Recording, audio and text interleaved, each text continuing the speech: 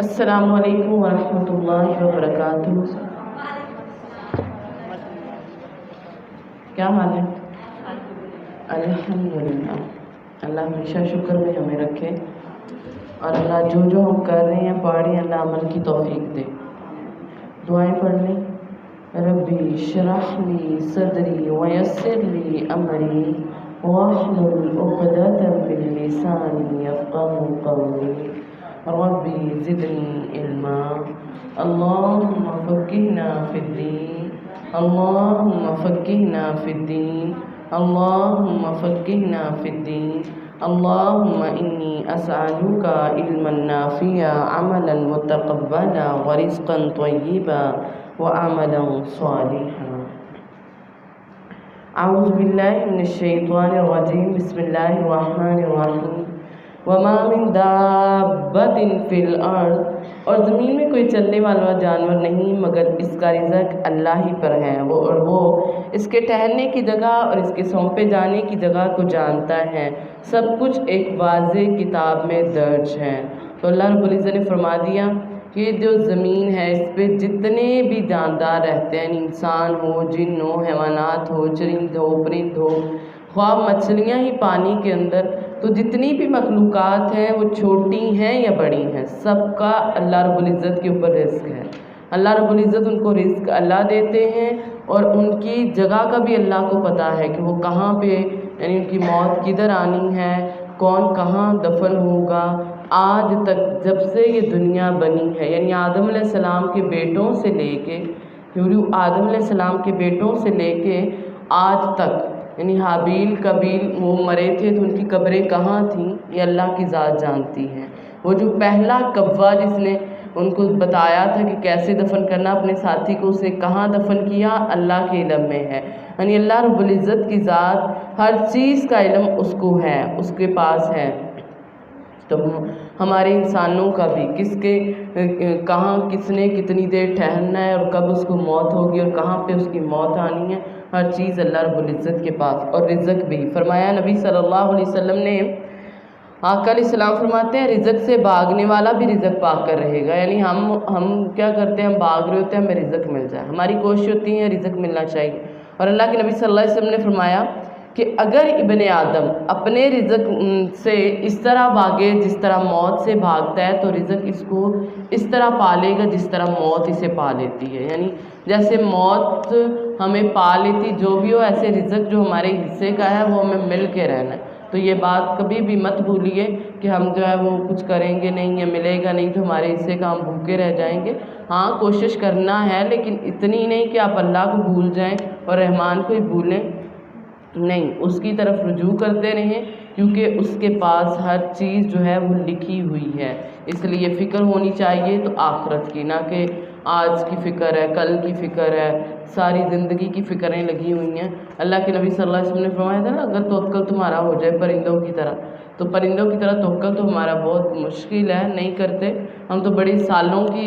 Planning بنا کے بیٹھے ہوتے ہیں۔ تو اللہ رب العزت کو سارا کچھ پتہ ہے کہ ماں کے رحم میں وہ انسان ہے یا غیر انسان، یعنی ماں کے رحم سے لے کے اس کی موت تک، اس کے مرنے کی جگہ تک کہ زمین میں اس کو سونپا جانا ہے، سب اللہ رب العزت کے علم میں ہوتا ہے۔ وَهُوَ الَّذِي خَلَقَ السَّمَاوَاتِ وَالْأَرْضَ، اور وہی ہے جس نے آسمانوں اور زمین کو 6 دنوں میں پیدا کیا، اور اس کا عرش پانی پر تھا تاکہ وہ تمہیں آزمائے کہ تم میں سے کون اچھے عمل کرتا ہے، لِيَبْلُوَكُمْ أَيُّكُمْ أَحْسَنُ عَمَلًا، کہ کون ہے جو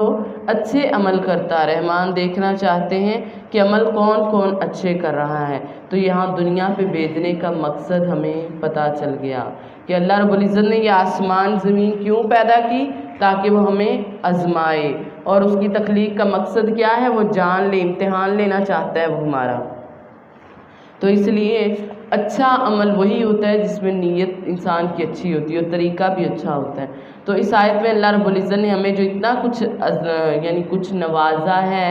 اس کے بعد ہماری زندگی کا مقصد بھی بتا دیا کہ ہم یہ نعمتیں لے کے زیادہ فکر کس کی ہونی چاہیے، یعنی کہ نعمتوں کی فکر ہے، اللہ دے رہے ہیں تو بس ٹھیک ہے، دے رہے ہیں کوئی مسئلہ نہیں، فکر ہونی چاہیے تو عمل کی فکر ہونی چاہیے، کیونکہ انسان کی زندگی کا مقصد یہ ہونا چاہیے کہ نیک عمل کرے، اللہ کا حکم مان لے، اس کے احکام پر وہ عمل کرنے لگ جائے، اس کے پیچھے چلنے لگ جائے۔ تو اللہ رب العزت آقا علیہ السلام نے فرمایا تھا کہ انسان دو طرح سے آزمایا جاتا ہے، دو طرح سے۔ کیسے؟ اس کو خیر کے ساتھ بھی آزمایا جاتا ہے اور شر کے ساتھ بھی آزمایا جاتا ہے، یعنی کبھی کبھی اس کے اوپر نعمتوں کی فراوانی دے کے اور کبھی کبھی اس کو آزمائش دے کے۔ تو یاد رکھیں، کوئی بھی تکلیف، کوئی انسان کے لیے کوئی بھی تکلیف نہ سزا ہوتی ہے اور نہ ہی انسان کے لیے کوئی راحت جو ہوتی ہے وہ اس کے لیے بس آزادی ہے کہ وہ رہ لے جیسے مرضی، خوشیاں آ گئی ہیں اس کے پاس، رزق کی فراوانی، تب وہ جیسے مرضی اپنی من مانیاں کرے۔ بلکہ فرمایا کہ کوئی بھی تکلیف جب کسی انسان کو پہنچتی ہے تو وہ تکلیف کا کوئی بھی دکھ ہے، پریشانی ہے، کوئی بھی غم ہے، وہ اس انسان کے لیے اللہ فرما رہے امتحان ہے۔ تو یہاں پہ ملنے والی تکلیف بھی امتحان ہے اور یہاں پہ ملنے والی ہر راحت بھی ہمارے لیے ایک امتحان ہے۔ اللہ رب العزت آزما رہے ہوتے ہیں کہ اچھا دیکھوں اب اس کو میں نے راحتیں دی ہیں، اب اس پہ نعمتوں کی فراوانی کی ہے، تو ذرا آپ دیکھوں کہ اب یہ کیا کرتا ہے، یعنی اس کا عمل اب کیسا ہے، اب کتنا میری طرف آتا ہے۔ تو اس لیے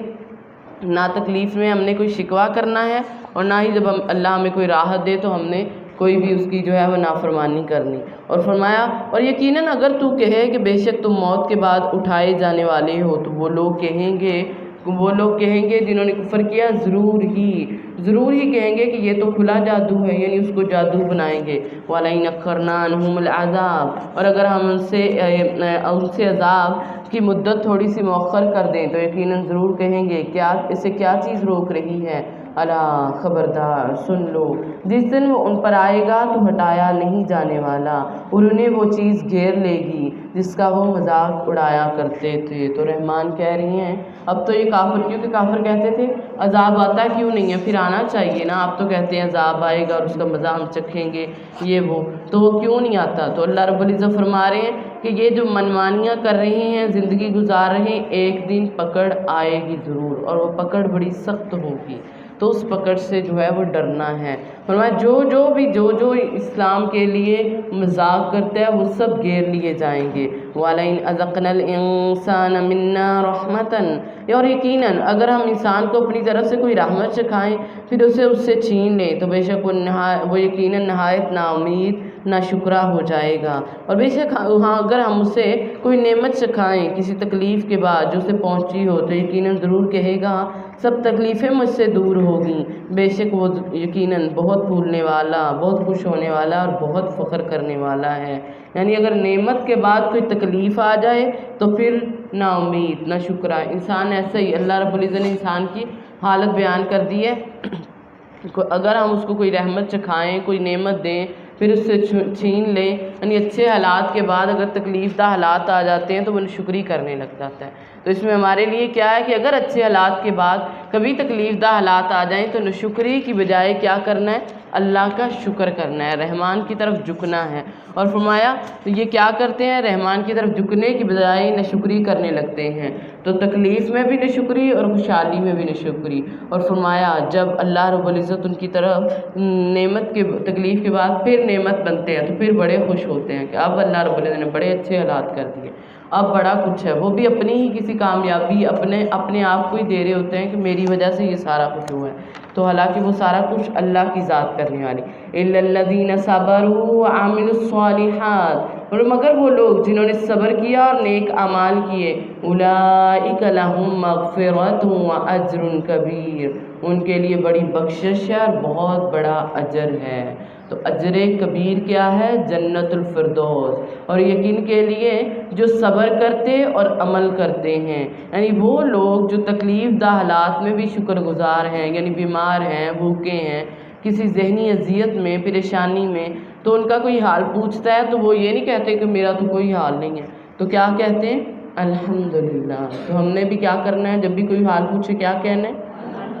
الحمدللہ، جس حال میں اللہ رکھے میں خوش ہوں، الحمدللہ، کوئی بھی حال ہے۔ تو فرمایا کہ وہ انسان جو صبر کرنے والے اور عمل اچھے کرنے والے دونوں کی بات ہوگی، تو دونوں کے لیے اللہ رب العزت نے اجر عظیم رکھا ہے۔ تو آقا علیہ السلام کی ایک حدیث ملتی ہے، اللہ کے نبی صلی اللہ علیہ وسلم نے فرمایا کہ بے شک اللہ کے ہاں نا بندے کے کوئی ایک مقام اس کے لیے لکھا جاتا ہے کہ یہ اس کا درجہ ہے یا یہ اس کا مقام ہے۔ فرمایا جب وہ اس عملوں سے اس تک نہیں پہنچتا، یعنی دنیا میں کھو گیا، دنیا کی جو ہے وہ آسائشوں میں کھو گیا، نماز تو اس نے پڑھی ہے بس نماز ہی، اور قرآن بس تھوڑا بہت پڑھ لیا، ذکر بھی تھوڑا، نہ نوافل نہ کچھ، یعنی اس کا درجہ اتنا تھا جس تک اس کو پہنچنا تھا، جو اللہ کے ہاں اس کے لیے لکھا جا چکا۔ جب اللہ رب العزت دیکھتے ہیں نا کہ اس کے درجہ تو میں نے زیادہ لکھا ہے لیکن اس کے عمل تھوڑے ہیں، تو پھر آقا علیہ السلام فرماتے ہیں اللہ اس کو کسی آزمائش میں ڈالتے ہیں، چاہے وہ جسم کے ساتھ ہو، چاہے مال یا چاہے اولاد کی آزمائش۔ تو آزمائش میں اللہ رب العزت ڈال کے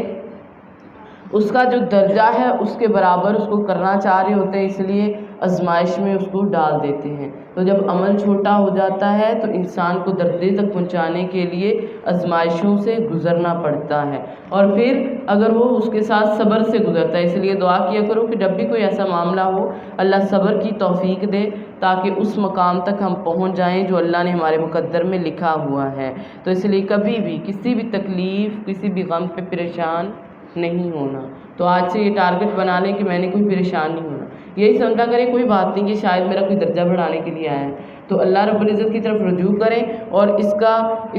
پہ یہ نہیں کہ اگر پریشانی آ گئی ہے تو بجائے رجوع کرنے کے ہم اور نافرمان ہو جائیں، بجائے رجوع کرنے کے اللہ سے شکوے شروع کر دیں، بجائے اس کے سامنے جھکنے سے ہم اور راستے ڈھونڈیں کہ کس کے سامنے جائیں، کس کے آگے جا کے جھکوں، کس سے اپنی فریاد کروں۔ تو نہیں، یہ ہماری ایک آزمائش ہے، ٹھیک ہے، ایک آزمائش ہے ہماری، تو اس آزمائش سے جو ہے وہ ہم نے کرنا ہے، ٹھیک ہے۔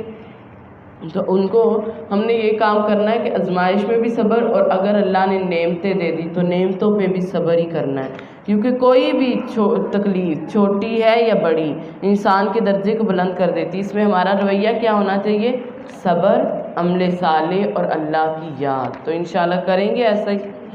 کوئی بھی پریشانی آئے گی تو صبر کا دامن نہیں چھوڑنا۔ اللہ کے نبی صلی اللہ علیہ وسلم نے فرمایا مسلمان کو اگر کوئی کانٹا بھی چبھتا ہے نا، دیکھیں رحمان کی رحمت کیسی ہے، اور ہم کہتے ہیں کہ ہمارے اوپر اتنی بڑی آزمائش آ گئی اور ہمیں کچھ ملے گا نہیں، تو یہ مت سوچیں، کیونکہ فرمایا مسلمان کو کانٹا بھی چبھتا ہے تو اس کو جو تکلیف پہنچتی اس کے بدلے میں بھی اس کا درجہ لکھ دیا جاتا ہے، سبحان اللہ، اور اس کا ایک گناہ مٹا دیا جاتا ہے۔ جب یہ باتیں ہمارے ذہن میں ہوں گی نا تو تکلیفیں نہیں لگیں گی، آزمائشیں جو ہیں وہ ہمارے لیے آزمائشیں نہیں لگیں گی۔ دیکھنے والا کہے گا اچھا اتنی بڑی آزمائش پھر بھی یہ خوش ہے، اتنا بڑا اس کے اوپر آیا ہوا پھر بھی یہ ہنس رہا ہے، کیوں ہنس رہا ہے؟ تو ذرا اس سے پوچھو، کیونکہ وہ اللہ رب العزت پہ یقین، اللہ پہ ایمان، اور اس نے پڑھا ہوگا۔ تو آج کے بعد آپ سب کا بھی یہی رویہ ہونا چاہیے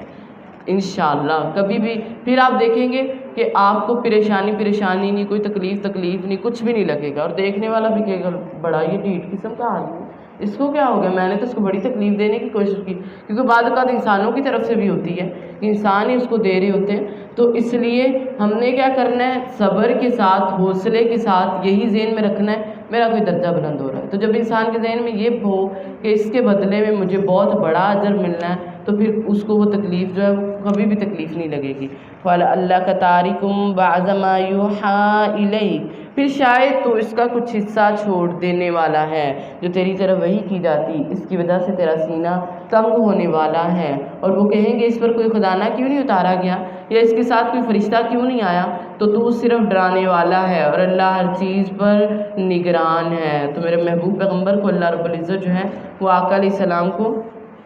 صبر اور حوصلے کی کہہ رہے۔ اب دیکھیں نبی صلی اللہ علیہ وسلم بھی انسان تھے نا، تو کبھی کبھی آپ صلی اللہ علیہ وسلم پہ بھی گھبراہٹ طاری ہو جاتی تھی جو کسی عام انسان پر ہوتی ہے، تو اپنے حالات سے آقا علیہ السلام بھی کبھی کبھی گھبرا جاتے تھے۔ تو اللہ رب العزت نے آپ کو یاد دلایا کہ میرے محبوب پیغمبر آپ فکر نہ کریں، یہ سارا کچھ، یہ جو دنیا کے معاملات، یہ جو پریشانیاں، یہ جو لوگوں کے تانے، یہ لوگوں کی باتیں، یہ وقتی ہیں، اس میں آپ پریشان نہ ہوں، اس بنا پہ آپ اپنا کام نہ چھوڑیں۔ اب دیکھیں اللہ کے نبی صلی اللہ علیہ وسلم کو اللہ نے واضح کہہ دیا کہ شاید آپ ان کی باتیں سن کے کام ہی چھوڑ دیں، تو آپ نے اپنا کام نہیں چھوڑنا۔ تو ہم نے بھی کیا کرنا ہے؟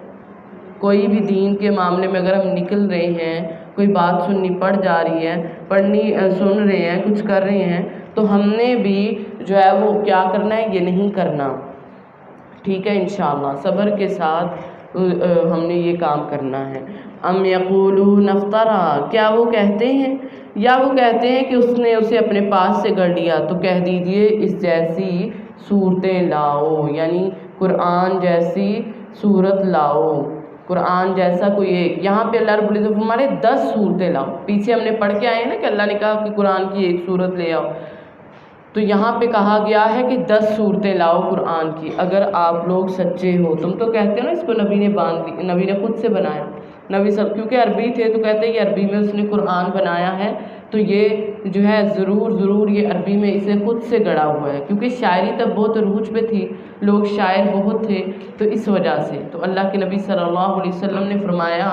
کہ آقا علیہ السلام فرما رہے ہیں، اللہ رب العزت کہہ رہے کہ 10 لے آؤ اس جیسی صورتیں، اور پھر پکارو ان کو جو اس کے سوا، ان کو اللہ کے سوا بلاؤ اگر تم سچے ہو، یعنی اپنے اللہ کے علاوہ بلانا ہے، کسی اور کو نہیں بلانا، اور اگر وہ تمہاری بات قبول نہ کریں تو جان لو یہ صرف اللہ کے علم سے اتارا گیا ہے، اور یہ کہ اس کے سوا کوئی معبود نہیں۔ کیا تم نہیں حکم مانتے، یعنی حکم نہیں مانتے تم جو اللہ تمہیں کہہ رہا ہے، اللہ رب العزت تمہیں بتا رہا ہے۔ من کان یرید الحیات الدنیا، جو کوئی بھی ارادہ کرتا ہے زندگی دنیا کی، زندگی کا، دنیا کا کی زینت کا خیال رکھتا ہے، تو ہم انہیں ان کے اعمال کے بدلے اس دنیا میں پورا دے دیں گے، اور اس دنیا میں ان سے کمی نہ کی جائے گی۔ یہی لوگ ہیں جن کے لیے آخرت میں آگ کے سوا کچھ نہیں، برباد ہو گیا جو کچھ بھی انہوں نے کیا ہے۔ تو اللہ اس سے ہمیں محفوظ رکھے کہ وہ انسان جو کہتا ہے صرف میری دنیا جو ہے وہ کامیاب ہو جائے، مجھے دنیا ملنی چاہیے، دنیا کے لیے کوشش کرتا ہے اور کہتا ہے اس میں کوئی کمی نہ آنی چاہیے، تو اس کی جو ہے وہ کہہ رہے ہوتے ہیں کہ مجھے اس میں کمی نہیں آنی چاہیے، بلکہ وہ اللہ رب العزت فرما رہے ہیں اس کو جب کمی نہیں آئے گی نا تو آخرت کوئی باقی نہیں رہنی اس کی، کیونکہ یہاں پہ جو بھی وہ عمل کر رہی ہیں، یہاں پہ جو بھی وہ نیکیاں کر رہی ہیں، تو ایسی جو نیکیاں، ایسے جو عمل جو ہیں، یہ کہ اس کا بدلہ ان کو قیامت کے دن کچھ نہ ملے، یا یہ کہ اس کا بدلہ اس کو دنیا میں ہی سارا دے دیا جائے، تو اس سے پرہیز کریں ایسی دعاؤں سے کہ ہم کہ اللہ سارا کچھ دنیا میں عطا ہو جائے، دنیا میں ملنا چاہیے، دنیا میں ہونا چاہیے، تو ایسے سے پرہیز کرنی ہے اللہ سے۔ جب بھی اپنی دعا مانگے تو ایسی دعائیں نہیں، بس اللہ سے وہی دعا سکھائی تو ہے رحمان نے کہ ربنا آتینا فی الدنیا حسنۃ وفی الآخرۃ حسنۃ وقنا عذاب النار، کہ اللہ ہمیں دنیا بھی بہتر دے اور آخرت بھی بہتر دے، تو اللہ سے یہی دعا مانگنی ہے۔ تو یہ انسان کے لیے اب چوائس ہے کہ وہ دنیا لینا چاہتا ہے یا آخرت، تو کیا لینا ہے؟ پکی بات ہے، دیکھ لو قرآن پڑھتے ہوئے کہہ رہی ہیں آپ دونوں ہی لینی ہے، ایک پہ نہیں رہنا، دونوں ہی بہتر پر، ساتھ میں ربنا آتینا فی الدنیا۔ اب آپ نے کہا صرف ہی آخرت لینی، تو پھر دنیا اگر اللہ نے تنگ کر دی اور آزمائش آ گئی تو آزمائش میں سے صبر سے اللہ گزارے، ٹھیک ہے؟ تو اللہ سے لینی ہے دونوں، ربنا آتینا فی الدنیا حسنۃ وفی الآخرۃ حسنۃ، اللہ آخرت بھی بہتر لینی، دنیا بھی، یعنی وہ دنیا نہیں چاہیے کہ جو ہمارے عملوں کا بدلہ ہو، کہ دنیا میں ہمیں آسائشیں مل جائیں، دنیا میں ہمیں بڑی بڑی نعمتیں مل جائیں، دنیا میں ہمیں جو ہے وہ کوئی پریشانی نہ آئے، اور ہمیں سارا ہمارے جو ہم نے نمازیں پڑھی، جو عمل کیے، جو بھی نیکیاں کی، وہ ساری کی ساری دنیا میں ہمیں جو ہے وہ اس کا بدلہ دے دیا جائے، تو ان کے لیے پھر جن کو ایسے ہو گیا ان کے لیے آخرت میں کوئی بدلہ نہیں ہے، اور ان کے اعمال جو ہیں وہ ضائع کر دیے جائیں گے، ان کے اعمال ضائع کر دیے جائیں گے، اور فرمایا جو کچھ بھی وہ کرتے تھے وہ سب بیکار ہو جائے گا، جو بھی انہوں نے کیا، یعنی جو محنتیں کی، جو کچھ بھی کیا، تو وہ سب کا سب بیکار ہونا ہے۔ تو اس لیے اس سے پہلے کہ وہ بیکار ہو جائے فکر کریں، آج سوچیں، خود کو دیکھیں کہ ہمارے جو ہے وہ ہماری دعائیں کیسی ہیں، ہم کیا کر رہے ہیں، ہم کیسی دعائیں مانگ رہے ہیں، ہمارا دنیا کی طرف ہی سارا فوکس ہے یا آخرت کو بھی ہے؟ ہم کوئی بھی نیک کام کرتے ہیں صرف دنیا کی طرف ہی ہے یا آخرت کی طرف بھی؟ اور اس کے لیے ایمان اور عمل صالح لازمی ہے۔ سلمہ رضی اللہ تعالیٰ عنہ کہتی کہ میں نے نبی صلی اللہ علیہ وسلم سے سوال کیا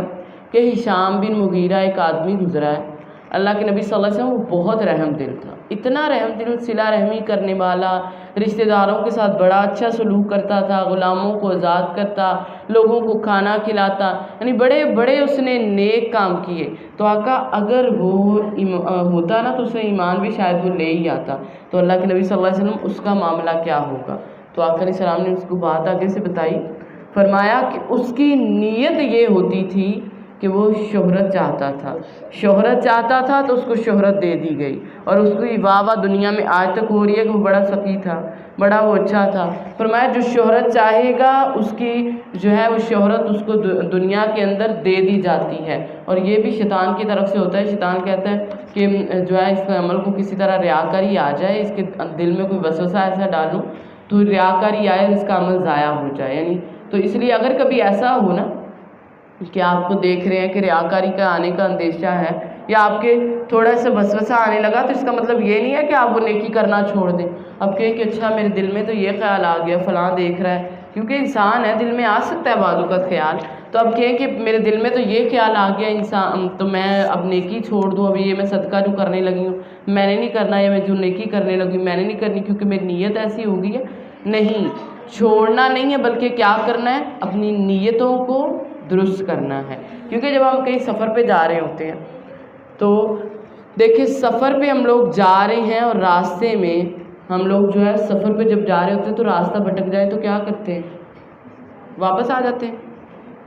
میرے خیال میں آپ لوگ تو یہی کرتی ہیں، واپس آتی ہیں؟ نہیں، واپس آنے کی بجائے ہم کیا کرتی ہیں؟ ہم سیدھا راستہ تلاش کر کے اس طرف چل پڑتی ہیں۔ تو اسی طرح اگر کبھی نیتوں میں ایسی کوئی بات آ بھی جائے تو واپس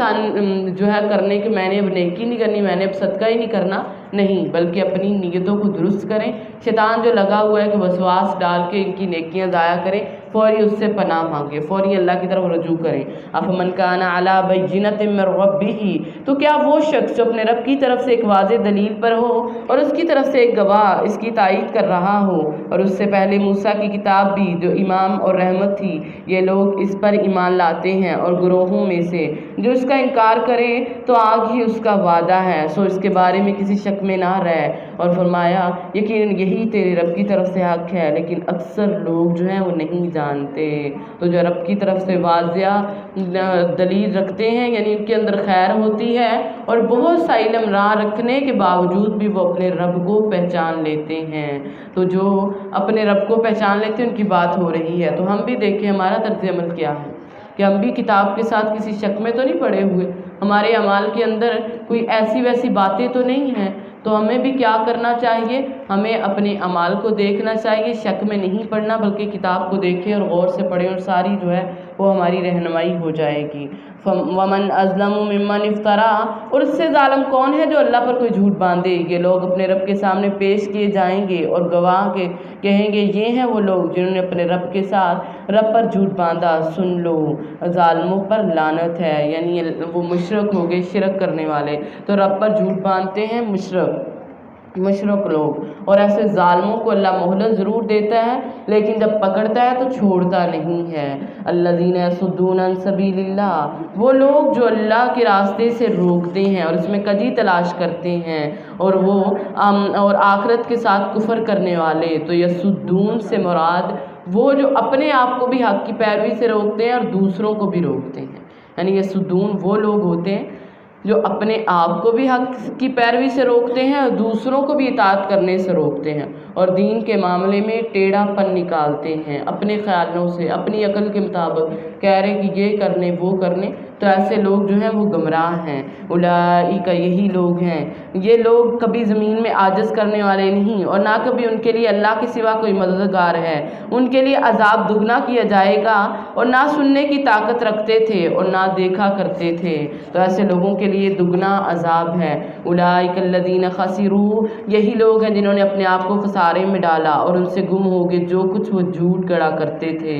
کوئی شک نہیں کہ یقیناً وہ آخرت میں وہی سب سے زیادہ خسارے میں ہیں۔ یعنی وہی خسارہ اٹھانے والے ہوں گے، تو بھٹکنے والوں کو اللہ دگنا عذاب دیں گے۔ ان الذین آمنوا وعملوا الصالحات، بے شک وہ لوگ جو ایمان لائے اور انہوں نے نیک اعمال کیے اور اپنے رب کی طرف وہ عاجزی کرنے والے، تو یہی لوگ جنتی ہیں، یہی اصحاب جنت اور اس میں ہمیشہ ہمیشہ رہیں گے۔ یعنی وہ لوگ جو ایمان لائے، عمل کیے اور اخبتوا یعنی اپنے رب کی طرف عاجزی کرنے والے، اپنے نفس کو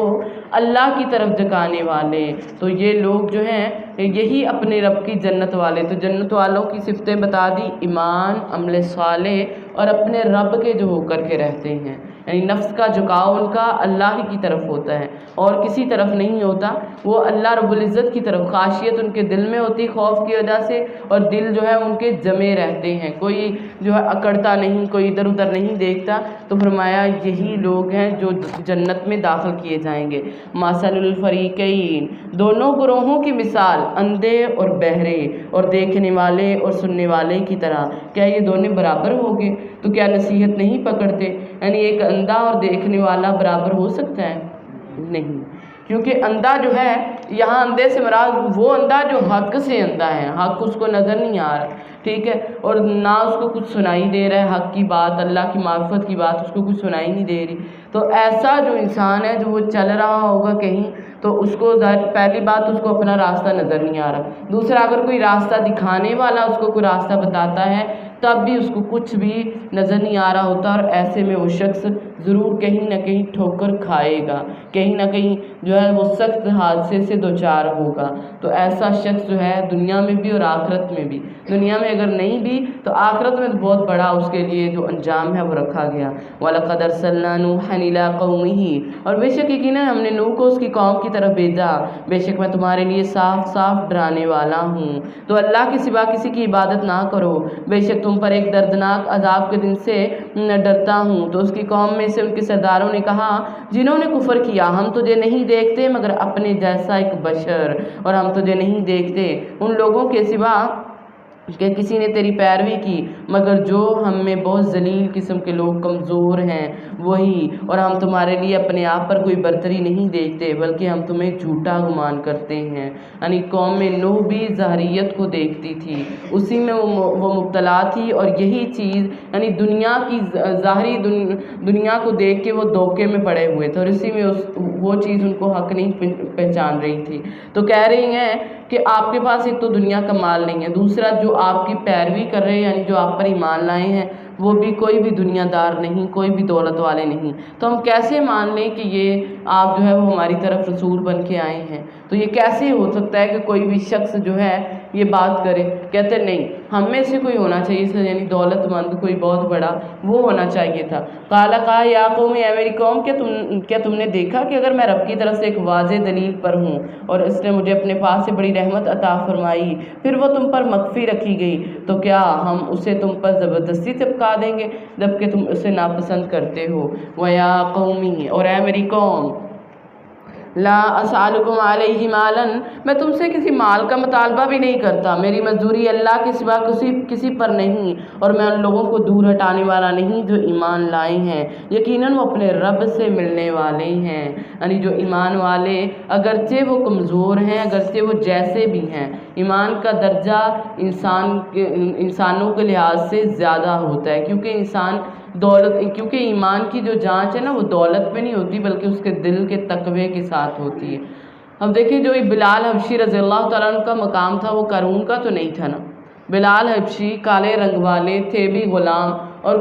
قارون جو خزانوں کا مالک تھا، اتنی دولت، لیکن دولت اس کے کام نہیں آئی، اور کہاں بلال حبشی رضی اللہ تعالیٰ عنہ ان کو مؤذن مقرر کر دیا گیا تھا، اور حضرت عمر رضی اللہ عنہ کہتے ہیں کہ ان کو سیدنا کہہ کے بلایا کرتے تھے حضرت عمر رضی اللہ عنہ، حالانکہ وہ غلام تھے آزاد کیے ہوئے۔ تو ان کا کیا تھا؟ ہمارے تو دیکھتے ہیں نہیں جی، جس کے پاس جانا ہے، جس سے بات کرنی، پہلے اس کو بھی دیکھو اس کا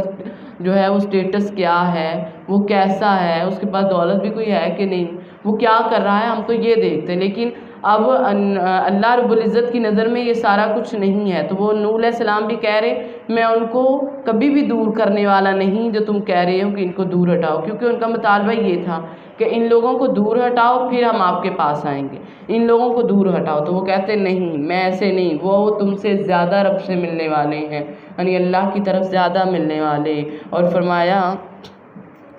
وہ تم سے زیادہ رب کی طرف ملنے والے، لیکن میں تمہیں ایسے لوگ دیکھتا ہوں جو جہالت برتتے ہیں، تو یہ جاہل ہیں۔ اب پیغمبر نے کہہ دیا مجھے کچھ مزدوری بھی نہیں چاہیے، مجھے کوئی چیز بھی نہیں چاہیے، کیونکہ اکثر کوئی کہتا ہے اچھا شاید اس کو کچھ چاہیے ہو، شاید اس لیے یہ ہمیں تبلیغ کر رہا ہے، یہ ہمیں جو ہے وہ نیکی کی طرف بلا رہا ہے، شاید اس کو کسی چیز کی ضرورت ہے، چلو ایسے کرو اس کو تھوڑے سے پیسے دو اور جانے دو۔ تو نہیں، نبیوں سے لے کے آج تک جو ہے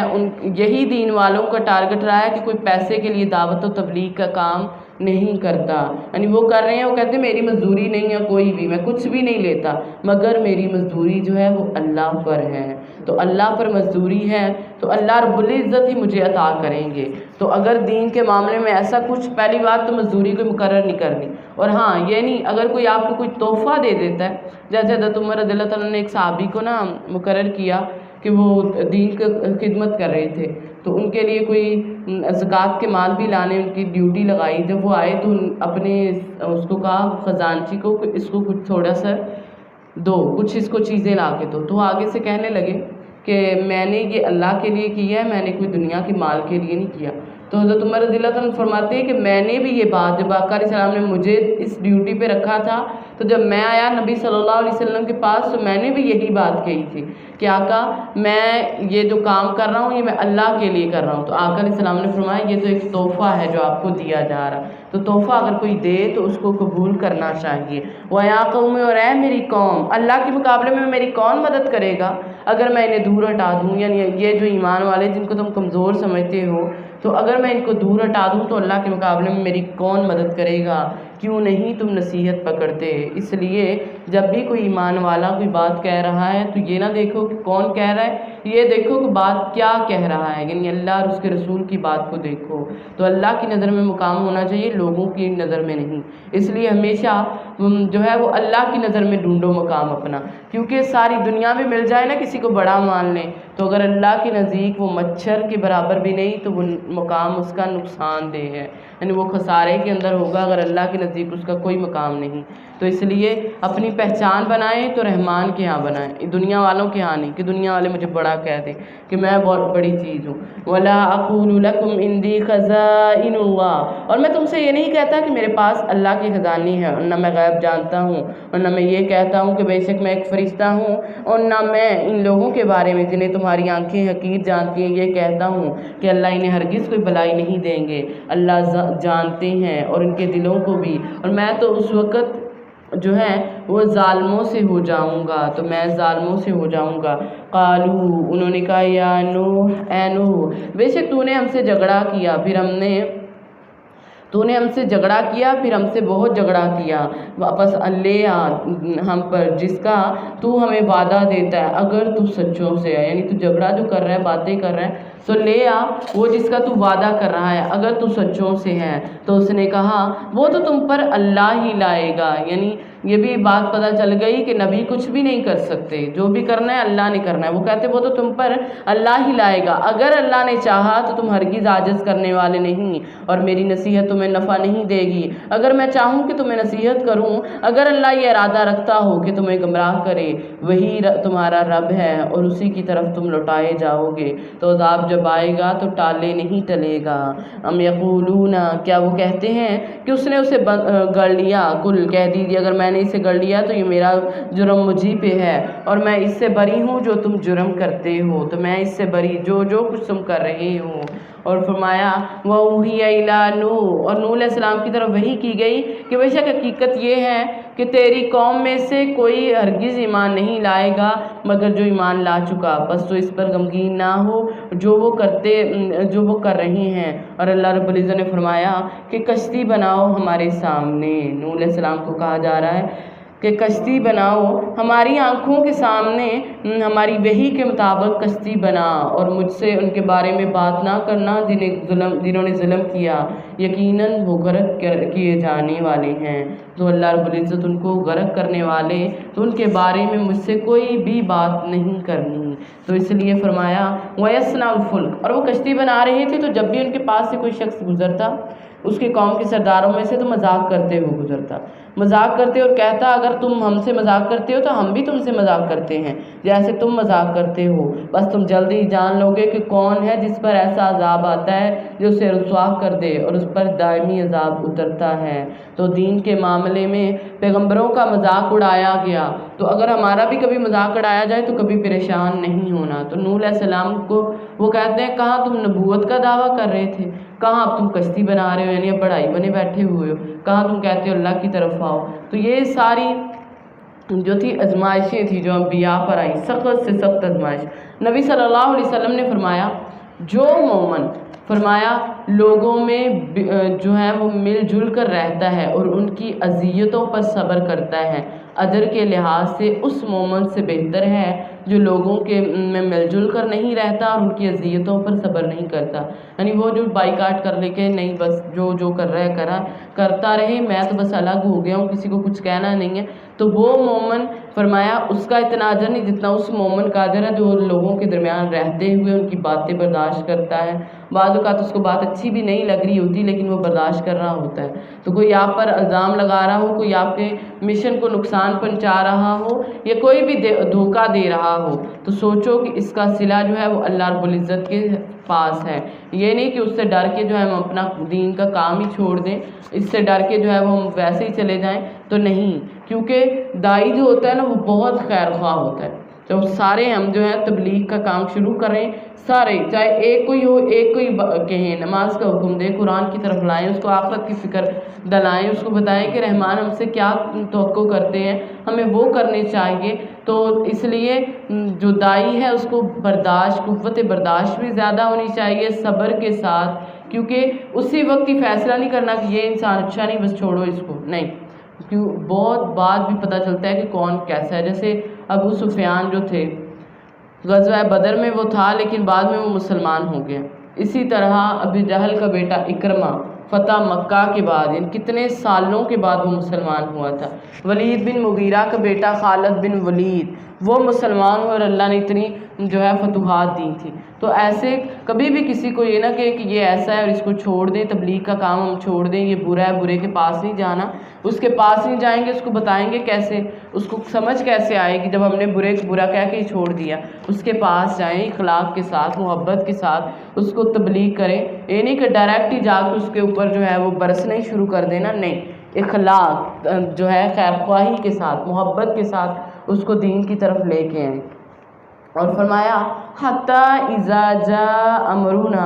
یہاں تک کہ جب ہمارا حکم آ گیا اور تنور ابل پڑا، یعنی تندور بھی ابل پڑے تھے، تو ہم نے کہا کہ تو اس میں سے ہر چیز میں سے دو قسمیں یعنی نر اور مادہ دونوں کو اپنے گھر والوں کو سوار کر لے، سوائے اس کے کہ جس پر پہلے بات ہو چکی اور ان کو بھی جو ایمان لائے اور اس کے ہمراہ تھوڑے سے لوگوں کے سوا کوئی ایمان نہیں لایا تھا۔ تو نوح علیہ السلام کے ساتھ کہتے 950 سال تبلیغ کی، تو تقریباً 80-82 لوگ تھے جو ان کے ساتھ ایمان لائے۔ تو 950 سال کا ایک عرصہ ہے، اتنی دیر تبلیغ کرنے کے باوجود بھی جو ہے وہ ایمان نہیں لائے۔ اب اللہ رب العزت کا عذاب آیا تو جوڑا جوڑا سب کو بٹھا لیا گیا۔ وقالا، اور کہا انہوں نے، اس میں سوار ہو جا، بسم اللہ مجریہا و مرساہا، اللہ کے نام کے ساتھ اس کا چلنا اور اس کا ٹھہرنا، بے شک میرا رب یقیناً بے حد بخشنے والا نہایت رحم کرنے والا ہے۔ تو جب بھی کہیں سواری پہ سوار ہوں تو ہمیں بھی یعنی خاص کر کشتی وغیرہ تو یہ دعا پڑھتے ہوئے سوار ہونا چاہیے۔ تو اس میں سوار ہو جاؤ اللہ کے نام سے، اس کا چلنا اور اس کا ٹھہرنا، گاڑی میں بھی کہتے ہیں سوار ہوتے ہوئے یہ دعا پڑھنی چاہیے، ٹھیک ہے۔ تو اس لیے اللہ کا نام لیں، ہر کام میں اللہ کا نام لیں، گھر میں داخل ہوتے ہیں تو ابھی بسم اللہ پڑھیں کیونکہ اللہ کا نام بابرکت ہے۔ اور رات کو بھی دروازے، جیسے پہلے بھی یہ بات ہو چکی ہے کہ رات کو دروازے بند کریں تو بسم اللہ پڑھیں، تو بسم اللہ پڑھنا چاہیے اور اس چیز کو بھولنا نہیں چاہیے۔ تو جس دن سے یہ بات ہوئی اس دن سے کس کس نے عمل کیا ہے؟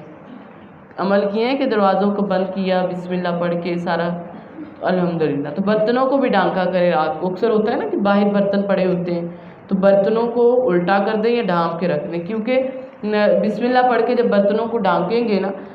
کیونکہ کہتے ہیں کہ سال میں ایک وبا ایک اترتی ہے، رات کے وقت آسمان سے ایک بیماری اترتی ہے جو کھلے برتنوں ہوتے ہیں ان میں پھر گھس جاتی ہے اور وہاں سے انسانوں کو لگ جاتی ہے۔ اس لیے بسم اللہ پڑھنی چاہیے، کیونکہ بسم اللہ اللہ کا نام ہے تو اس میں خیر ہی خیر ہے۔ اور وہ اب اس میں سوار ہو گئے، وَهِيَ تَجْرِي بِهِمْ، اور وہ انہیں لے کر پہاڑوں جیسی موج میں چلی جاتی ہے۔ یعنی موجیں اتنی بڑی تھی جیسے پہاڑ ہوتے ہیں، کبھی سمندر پہ جائیں تو یہ نظارہ دیکھتے ہیں کہ اتنی بڑی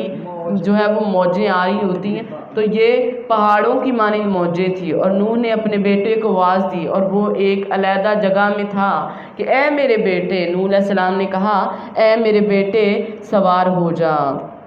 ہمارے ساتھ اور کافروں کے ساتھ شامل نہ ہو۔ بیٹے کو کہہ رہے کیونکہ باپ تھے نا تو محبت امنڈائی محبت ہے باپ کی، تو کہتے میرے بیٹے سوار ہو جا اور کافروں کے ساتھ جو ہے وہ نہ ہو جا۔ تو کافروں کے ساتھ نہ ہو، کہا اس نے کہ میں پہاڑ کی طرف پناہ لے لوں گا جو مجھے پانی سے بچا لے گا۔ کہا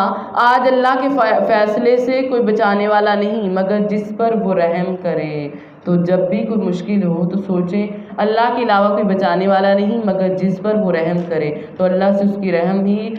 کی دعا کرنی چاہیے۔ اور دونوں کے درمیان موج حائل ہوگی اور وہ غرق کیے گئے لوگوں میں سے ہو گئے۔ تو اللہ رب العزت نے وہ غرق ہو گئے اس میں۔ تو نوح علیہ السلام کا بیٹا جو نبی کا بیٹا تھا نبی کا بیٹا، لیکن 950 سال نبی نے عبادت کی، لوگوں کی تبلیغ کی۔ تو دیکھیں ہم تو تھوڑا سا کچھ کرتے بھی نہیں، نہ کرنے کے باوجود بھی کہتے ہیں کہ نبی نے ہماری سفارش کرنی ہے۔ تو نوح علیہ السلام یہ قصے اللہ رب العزت کس وجہ سے بیان کرتے ہیں؟ اسی لیے کہ ہمارے لیے اس میں سبق ہو۔ اب نوح علیہ السلام کو دیکھو کہ 950 سال کی عبادت، 950 سال کی محنت، 950 سال کی تبلیغ بھی ایک بیٹے کو بچا نہیں سکی۔ یعنی انہوں نے کہا اپنے بیٹے کو، لیکن وہ بھی اس کو بچا نہیں سکی۔ کس وجہ سے؟ کیونکہ بیٹا جو تھا وہ غلط لوگوں کی صحبت میں آ گیا، کافروں کے ساتھ ہو گیا۔ تو غلط صحبتیں جب ہوتی ہیں اس کا اثر ہوتا ہے۔ نیک صحبت جو ہوتی ہے وہ انسان کو نیک بنا دیتی ہے اور بری صحبت انسان کو بری بنا دیتی ہے۔ وقیلا، اور کہا گیا ہے زمین تو اب اپنا پانی نگل لے، اور اے آسمان تو تھم جا، اور پانی نیچے اتار دیا گیا اور کام تمام ہو گیا۔ یعنی جتنے لوگ سے سب ختم، سارا کچھ ختم، کام تمام ہو گیا۔ اور وہ جا کر کے جودی پہاڑ پر جا لگی کشتی، اور کہا گیا ظالم لوگوں کے لیے دوری ہے۔ تو جودی پہاڑ پر جا کر کشتی لگی اور ظالم لوگوں کے لیے دوری ہے۔ تو یہ پہاڑ کہتے یہ جہاں ترکی ہے نا، جو اب ترکی ہے، تو وہاں پہ ان علاقوں میں یہ پہاڑ موجود ہے، اور اکثر لوگوں نے وہاں پہ جا کے اس کشتی کو بھی دیکھا تھا اور اس کے کچھ پیسز بھی لیے تھے، یعنی نوح علیہ السلام کی جو وہاں پہ کشتی لگی تھی۔ وَنَادَى نُوحٌ رَبَّهُ، اور نوح نے اپنے رب کو پکارا، پس کہے اے میرے رب بے شک میرا بیٹا میرے گھر والوں سے تھا۔ یعنی دیکھیں باپ کی محبت تھی تو فوری سے امنڈ آئی اور کہہ رہے اللہ، کیونکہ اللہ رب العزت نے اہل کو کہا تھا بٹھا لے، تو کہتے اللہ میرا بیٹا بھی تو میرے اہل سے تھا، اور بے شک تیرا وعدہ سچا ہے، اور تو جو ہے بے شک تو سب فیصلہ کرنے والوں سے بہتر فیصلہ کرنے والا۔ تو اللہ رب العزت نے فوری ڈانٹ دی، فرمایا قال یا نوح، اے نوح بے شک وہ تیرے گھر والوں سے نہیں تھا، انہ عمل غیر صالح، کیونکہ اس کا عمل اچھا نہیں تھا۔ تو دیکھیں عمل اگر اچھا نہیں ہے تو اللہ اہل سے ہی نکال دیتے۔ تو کہاں امیدیں لگا کے بیٹھے ہیں، کیا کچھ عمل کر نہیں رہے، نماز کوئی پڑھ نہیں رہے، نیکی کی طرف کوئی آ نہیں رہا، اور امیدیں لگائی ہوئی ہیں کہ کوئی بات نہیں انبیاء سفارش کریں گے اس کے کام آ جائے گی۔ تو جو عمل اب بیٹے نے عمل نہیں کیا تو اس کو اللہ رب العزت نے اہل سے ہی ختم کر دیا ہے۔ فرمایا کہ مجھ سے اس کے بارے میں سوال مت کر جس کا تجھے علم نہیں ہے، تجھے نہیں پتا، بے شک میں تجھے اس سے نصیحت کرتا ہوں کہ تو جاہلوں سے ہو جائے۔ یعنی ایسی اگر تو بات کرے گا تو کہیں یہ نہ ہو کہ تیری نیکیاں جو ہیں وہ ضائع ہو جائے اور تو جاہلوں سے ہو جائے۔ قال کا ربی، اے رب میرے، انی اعوذ بکا، فوری دعا کرنے لگے، اے رب میرے میں پناہ مانگتا ہوں تجھ سے اس بات کا سوال کروں جس کا مجھے علم نہیں، اگر تو نے مجھے نہ بخشا اور مجھ پر رحم نہ کیا تو میں خسارہ پانے والوں میں سے ہو جاؤں۔ تو اس لیے یہ آیت جو ہے یہ انڈر لائن کر لیں، اپنی دعاؤں میں اس کو رکھیں کہ ربی انی اعوذ بک ان اسألک ما لیس لی بہ علم، کیونکہ اکثر ہم بھی سوال ایسے کر جاتے ہیں جو ہمارے علم میں تو نہیں لیکن اللہ جانتے ہیں اس کی حقیقت کو۔ تو اس لیے اللہ ہمیں بھی ایسے سوال اگر ہمارے جو بغیر علم بغیر جانے کوئی ایسے سوال ہم نے کیے ہیں تو اللہ ہمیں بھی معاف کر دے۔ قیلا کہا گیا اے نوح اتر جاتے ہماری طرف سے عظیم سلامتی اور بہت سی برکتوں کے ساتھ تجھ پر اور ان جماعتوں پر جو ان لوگوں سے ہوں گے جو تیرے ساتھ ہیں، اور کئی جماعتیں ہیں جنہیں ہم عنقریب ساز و سامان دیں گے، پھر انہیں ہماری طرف سے دردناک عذاب پہنچے گا۔ تو فرمایا کہ اب اترو، یعنی پہلے ہی بتا دیا گیا، پہلے سے ہی خبردار کر دیا گیا کہ ان کی اولاد میں نیک بھی ہوں گے اور برے بھی ہوں گے، اور پھر ایسے ہی ان کا انجام ہوگا، یعنی ایسے ہی ان کو بار بار جو ہے وہ عذاب دے دیا جائے گا، ان کا انجام اسی طرح ہوگا۔ تلک من انباء الغیب، یہ غیب کی خبریں ہیں جنہیں ہم تیری طرف وحی کرتے ہیں، اس سے پہلے نہ تو انہیں جانتا تھا اور نہ تیری قوم، پس صبر کر، بے شک اچھا انجام متقی لوگوں کے لیے ہے۔ تو اللہ رب العزت نے فرمایا یہ غیب کی خبریں جو واقعات بیان کیے جا رہے ہیں، نبی صلی اللہ علیہ وسلم کو اصل میں اللہ رب العزت تسلی دے رہے تھے، کیونکہ آقا علیہ السلام پریشان ہو جاتے تھے کہ یہ لوگ جو ہیں یہ کب ایمان لائیں گے، یہ مسلمان کیوں نہیں ہو رہے، کس وجہ سے یہ کب ایمان لائیں گے۔ تو اللہ رب العزت نے فرمایا میرے محبوب پیغمبر جناب محمد صلی اللہ علیہ وسلم پریشان نہ ہوں۔ نوح علیہ السلام کا قصہ بتا دیا کہ انہوں نے تو 950 سال تبلیغ کی تھی، یعنی 950 سال کی محنت کے بعد بھی رنگ نہیں لائی محنت، لیکن آپ پریشان مت ہوں، اور فرمایا انجام صبر کریں، اور انجام جو ہے وہ متقی لوگوں کے لیے ہے۔ تو اللہ کے نبی صلی اللہ علیہ وسلم نے فرمایا تھا قیامت کے دن متقی لوگ میرے دوست ہوں گے، اگرچہ وہ نسب میں قریب تر ہوں یا نہ ہوں، یعنی اکثر کہہ دیتے ہیں نا میں سید ہوں، میں یہ ہوں، میں وہ ہوں، میرا یہ جو ہے وہ رتبہ ہے، میں تو اس قوم سے ہوں۔ تو دیکھیں نبی صلی اللہ علیہ وسلم نے فرمایا قیامت کے نزدیک میرے نزدیک وہ ہوں گے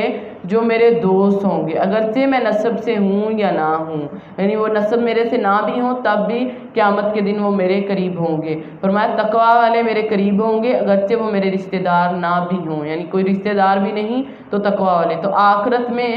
شرط کیا ہے اگر آپ کا ساتھ چاہیے؟ تقوی۔ پیچھے ہم دیکھ کے آئے جنت لینے کے لیے اللہ کا قرب جو ہے وہ لینے کے لیے نوافل کے ذریعے، اور یہاں پہ کیا بات پتہ چلتی ہے کہ نبی کا ساتھ چاہیے، نبی کی محبت لینی ہے قیامت کے دن، تو کیا کرنا ہے؟ تقوی اختیار کرنا ہے انشاءاللہ، اللہ سب کو متقی بنا دے۔ وَإِلَىٰ عَادٍ أَخَاهُمْ هُودٍ، اور عاد کی طرف ان کے بھائی ہود علیہ السلام کو بھیجا، اور اس نے کہا میری قوم اللہ کی عبادت کرو، اس کے سوا تمہارا کوئی معبود نہیں، تم تو محض جھوٹ باندھنے والے ہو، اے میری قوم میں تم سے اس پر کوئی مزدوری کا سوال نہیں کرتا، میری مزدوری اللہ کے سوا کسی پر نہیں جس نے مجھے پیدا کیا، تو کیا تم نہیں سمجھتے؟ یعنی سارے نبی یہی بات کہہ رہے ہیں بار بار کہ میری مزدوری جو ہے وہ اللہ پر ہے، ہم آپ سے کوئی بھی مطالبہ نہیں کرتے۔ وَيَا قَوْمِ، اے میری قوم استغفار کرو رب اپنے سے، ثُمَّ تُوبُوا إِلَيْهِ، پھر اس کی طرف پلٹ آؤ، بخشش مانگو، يُرْسِلِ السَّمَاءَ عَلَيْكُمْ مِدْرَارًا، وہ تم پر آسمان سے بارشیں برسا دے گا جو خوب برسانے والا ہے، اور تمہیں تمہاری قوت کے ساتھ اور قوت دے گا، اور مجرم بنتے ہوئے منہ نہ موڑ جاؤ۔ تو کیا کرنا ہے؟ زیادہ استغفار، توبہ اور استغفار جو ہے وہ کیا توبہ کرنی، اللہ کی طرف پلٹ آنا، گناہوں کو چھوڑ دینا۔ تو توبہ استغفار سے رحمتوں اور برکتوں کے دروازے کھول دیے جاتے ہیں۔ تو وہ کھولے جاتے اس لیے دنیا میں جب بھی کوئی تنگی ہو، انسان کو کوئی پریشانی ہے، کوئی تنگی ہے، تو وہاں کیا کرنا ہے؟ استغفار کرنا ہے، تاکہ وہ رکاوٹیں اس کی دور ہو جائیں، وہ رکاوٹیں دور ہو جائیں، استغفار کرنے والے بن جائیں۔ یعنی اگر کسی کے پاس اولاد نہیں ہے تو استغفار زیادہ شروع کر دیں، اگر رزق کی تنگی ہے تب بھی استغفار زیادہ شروع کر دیں، کچھ بھی ہے، کوئی بھی پریشانی ہے تو استغفار جو ہے وہ زیادہ شروع کر دیں۔ اللہ کے نبی صلی اللہ علیہ وسلم نے فرمایا، آقا علیہ السلام فرماتے ہیں کہ جو آدمی یہ بات پسند کرتا ہے کہ اس کا نامہ اعمال اس کو خوش کر دے، نامہ اعمال کس کس کا دل کرتا ہے کہ اس کا نامہ اعمال خوش کر دے؟ سب کا دل کرتا ہے۔ تو آقا علیہ السلام نے ایک بات بتائی، فرمایا اگر کسی کا دل کرتا ہے کہ اس کا نامہ اعمال اس کو خوش کر دے تو اسے چاہیے کہ وہ استغفار کی کثرت کرے۔ تو اگر آپ چاہتے ہیں تو آج سے کیا کرنا ہے؟ استغفار زیادہ کرنا ہے۔ اگر کرتے ہیں تو وہ ٹھیک ہے، نہیں کرتے تو اور بڑھا دیں، انشاءاللہ بڑھائیں گے، تعداد بڑھا دیں، مسئلے حل نہیں ہوتے۔ کل بھی بات یہ ہوئی تھی، جب آپ کا کوئی مسئلہ آپ ذکر کر رہے ہیں حل نہیں ہو رہا تو تعداد بھی بڑھانی چاہیے، دن بھی بڑھانی چاہیے، بجائے اس کے کہ مایوس ہو کے بیٹھ گئے، اچھا چلو چھوڑو آپ کوئی اور ڈھونڈو، یہ تو مجھے کوئی فرق نہیں پڑ رہا۔ نہیں، تعداد بڑھا دیں، دن بڑھا دیں۔ تو اگر چاہتے ہیں نامہ اعمال خوش کریں تو پھر استغفار کریں۔ اور ایک شخص آیا اللہ کے نبی صلی اللہ علیہ وسلم کے پاس اور آ کے کہتا ہے اللہ کے نبی مجھے بتائیں میں کیا کیا کروں، یعنی کوئی بات بتا دیں میرے لیے کہ میں اللہ سے دعا کروں، کون سی دعا کروں اللہ سے؟ آپ صلی اللہ علیہ وسلم نے فرمایا تو دعا کیا کر اللہم اغفر لی وارحمنی واہدینی وارزقنی، یہ دعا ایک دفعہ پڑھیں، اللہم اغفر لی وارحمنی واہدینی وارزقنی، ٹھیک ہے؟ تو وہ کہتا اللہ کے نبی اس سے ہوگا کیا؟ فرمایا اس سے تیری آخرت بھی بنے گی دنیا بھی، یعنی دنیا میں بھی تجھے ملے گا آخرت بھی ملے گی۔ تو جب ہم چاہتے ہیں کہ دونوں بھلائیاں مل جائیں، دنیا کی بھلائی بھی اور آخرت کی بھلائی بھی، تو ہم یہ پڑھا کریں، ٹھیک ہے؟ ان کلمات کو یاد کریں اور اس کو پڑھا کریں تاکہ ہمارے لیے جو ہے یہ بھلائیوں والا بن جائے۔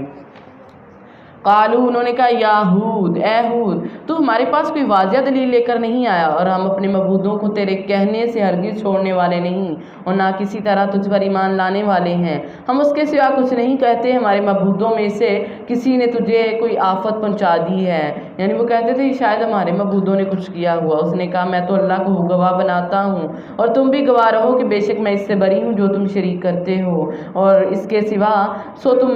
تم سب میرے خلاف تدبیر کر لو، پھر مجھے مہلت نہ دو، بے شک میں بھروسہ کرتا ہوں اللہ پہ، انی توکلت علی اللہ ربی و ربکم، میں بھروسہ کرتا ہوں جو میرا رب ہے اور تمہارا رب ہے، اور کوئی چلنے والا جاندار نہیں مگر وہ اس کی پیشانی کے بال پکڑے ہوئے ہے، بے شک میرا رب سیدھے راستے پر ہے۔ تو اللہ رب العزت کے ہاتھ میں سارا کچھ، ہماری پیشانیوں کے بال اسی کے ہاتھ میں ہیں، وہ پکڑے ہوئے ہیں۔ وَإِن تَوَلَّوْا، پھر اگر پھر جاؤ تو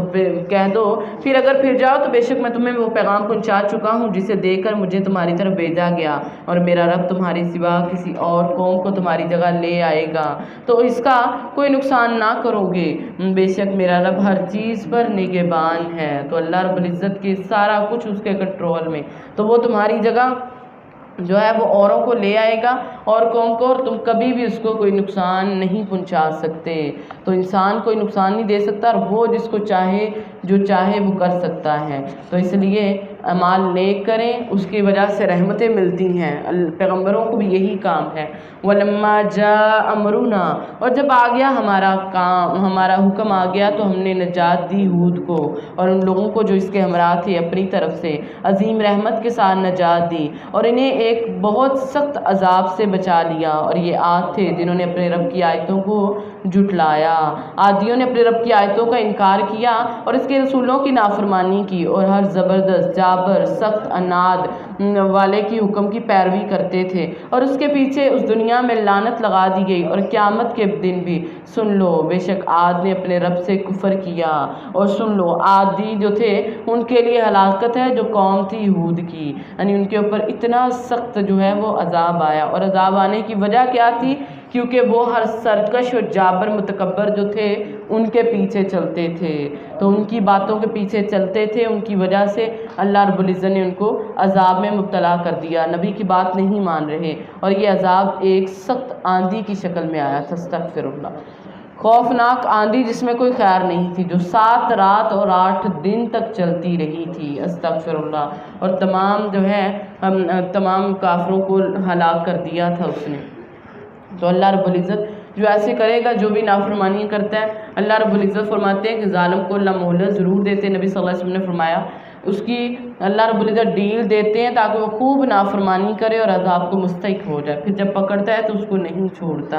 وَإِلَىٰ ثَمُودَ، اور سمود کی طرف ان کے بھائی صالح کو بھیجا، اس نے کہا ہے میری قوم اللہ کی عبادت کرو اور اس کے سوا تمہارا کوئی معبود نہیں، اور اس نے تمہیں زمین سے پیدا کیا اور تمہیں فرمایا تمہیں اسی میں آباد کیا، سو اس سے بخشش مانگو، اللہ کی طرف، اس کی طرف بخشش مانگو، اس کی طرف پلٹ آؤ۔ ان ربی قریب مجیب، یقیناً میرا رب جو ہے وہ قریب بھی ہے اور قبول کرنے والا بھی۔ تو یہاں پہ دیکھیں اللہ رب العزت نے ہر پیغمبر جو ہیں وہ ایک دوسرے کے بھائی ہیں، بھائی بتائے، اور پھر فرمایا کہ وہ اللہ کی دعوت دے رہے، اور یہاں پہ اللہ کی 2 صفات جو ہے وہ بتا کے بڑا حوصلہ بڑھایا گیا ہے کہ اللہ قریب بھی ہے اور مجیب بھی ہے۔ تو اس لیے جب بھی کبھی اللہ سے جب بھی آپ دعا مانگے تو یہ بات یہ ذہن میں رکھا کریں کہ میرا رب قریب بھی ہے اور مجیب بھی، ان ربی قریب مجیب، پھر اللہ کو پکاریں تو اللہ رب العزت جو ہے اتنا جب ہم یہ کلمات کہتے ہوئے کہیں گے نا کہ میرا رب قریب بھی ہے اور قبول کرنے والا بھی، تو پھر دیکھنا آپ لوگ کہنے کا انداز کیسا ہوگا، اور پھر اللہ رب العزت سے دعا کریں گے تو اس کی رحمت جو ہے وہ ضرور آئے گی۔ قالو انہوں نے کہا اے صالح علیہ السلام، یقیناً تو ہم میں وہ تھا جس پر اس سے پہلے امیدیں لگائی گئی تھیں، یعنی ہم تمہیں بڑا سمجھدار سمجھتے تھے، بڑا تو اچھا تھا ہم میں، اور تجھ پہ بڑی بڑی ہم نے امیدیں رکھی تھیں، تو کیا تو ہمیں منع کرتا ہے کہ ہم ان کی عبادت کریں جن کی عبادت ہمارے باپ دادا کرتے رہے؟ اور بے شک ہم اس بات کے بارے میں جس کی طرف تم ہمیں دعوت دیتا ہے یقیناً ایک بے چین رکھنے والے شک میں ہیں۔ قال کہا یا قومی، اے میری قوم، کیا تم نے دیکھا کہ اگر میں اپنے رب کی طرف سے ایک واضح دلیل پر ہوں اور اس نے مجھے اپنی جانب سے عظیم رحمت عطا کی ہے، تو کون ہے جو اللہ کے مقابلے میں میری مدد کرے گا؟ کون ہے جو اللہ کے مقابلے میں میری مدد کرے گا؟ اور اے میری قوم، اگر میں اس کی نافرمانی کروں پھر خسارہ پہنچانے کی سوا مجھے کیا دو گے؟ اور اے میری قوم، یہ اللہ کی اونٹنی تمہارے لیے عظیم نشانی ہے، بس اسے چھوڑ دو، اللہ کے زمین میں کھاتی پھرے اور اسے تکلیف نہ پہنچاؤ، ورنہ تمہیں ایک قریب کا عذاب پکڑ لے گا۔ تو عذاب جو ہے وہ آئے گا، پکڑ لے گا۔ صالح علیہ السلام کو انہوں نے کہا کہ یہ ہمارے امیدوں، یعنی ہم نے اس پہ بڑی بڑی امیدیں لگائی تھی، سمجھدار تھے، لیکن یہ کیا، یہ تو ہمیں ہی چھوڑ رہا ہے، یہ تو کہہ رہا ہے کہ باپ دادا کے دین کو چھوڑ دو، باپ دادا کو چھوڑو۔ تو انہوں نے کہا کہ اگر تم نے بات نہیں مانی تو اللہ کا عذاب تمہیں پکڑے گا، اللہ رب العزت کا عذاب، کیونکہ انہوں نے خود ہی کہا تھا کہ ہمارے لیے ایک معجزہ ہونا چاہیے، اور معجزے کی صورت میں جب انہوں نے معجزہ مانگا تو اللہ رب العزت نے ایک اونٹنی دی، اور اونٹنی وہ نہیں جو پیدا کی گئی تھی بلکہ وہ ایک چٹان سے برآمد ہوئی تھی، تو وہ آ گئی اونٹنی جب ان کے پاس۔ اب ان سے کہا گیا کہ آپ لوگوں نے یہ زمین میں چلے پھرے، کھائے پیے، آپ نے اس کو منع نہیں کرنا، تو اس کو منع نہیں کرنا ورنہ پھر تمہارے اوپر اللہ کا عذاب آئے گا۔ فَعَقَرُوهَا، تو انہوں نے اس کی ٹانگیں کاٹ دیں، تو اس نے کہا اپنے گھروں میں 3 دن خوب فائدہ اٹھا لو، یہ وعدہ ہے جس میں کوئی جھوٹ بولا نہیں گیا۔ پھر جب ہمارا حکم آ گیا تو ہم نے صالح کو اور ان لوگوں کو جو اس کے ساتھ ایمان لائے تھے، ہم نے اپنی طرف سے عظیم رحمت کے ساتھ بچا لیا اس دن کی رسوائی سے بھی۔ بے شک تیرا رب ہی بے حد قوت والا، سب پر غالب ہے۔ اور جن لوگوں نے ظلم کیا تھا انہیں چیخ نے پکڑ لیا، تو انہوں نے اپنے گھروں میں اس حال میں صبح کی کہ وہ گرے پڑے تھے اور جیسے وہ ان میں رہے ہی نہ ہو۔ سن لو، بے شک سمود نے اپنے رب سے کفر کیا، سن لو سمودیوں کے لیے ہلاکت ہے۔ تو ان لوگوں کے لیے جو تھی وہ آگی آزمائش۔ اب دیکھیں آزمائش آئی اور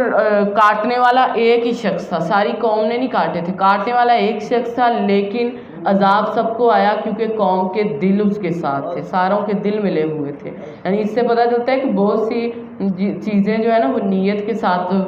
یعنی ہم جو نیت کرتے ہیں عمل نہ بھی کریں، نیت اگر ہماری ہوگی تو ہم بھی اس کے اندر شریک ہو جاتے ہیں۔ تو اس لیے اپنی نیتوں کو درست رکھنا ہے، تو کبھی بھی کوئی گناہ کے کام میں ہماری نیت جو ہے وہ ان کی طرف نہ چلی جائے۔ اب اللہ رب العزت نے ان سے کہا کہ تم نے اس کو چھوڑنا ہے، پانی نہیں پینا، اور یہ کہتے ہیں کہ دیکھو یہ ہمارا سارا پانی پی جاتی ہے، یہ تو ہمارے لیے عذاب ہی بن گیا، ایسے کرو، خود ہی مانگی ہے اور خود ہی اب اس کو جو ہے وہ اپنے لیے عذاب سمجھ رہے ہیں، کہتے ہیں ایسے کرو اس کی ٹانگیں کاٹ دو، نہ آئے گی نہ پیے گی نہ جائے گی۔ تو اللہ رب العزت کی طرف سے پھر ان کو عذاب آیا، استغفر اللہ، اور ایسا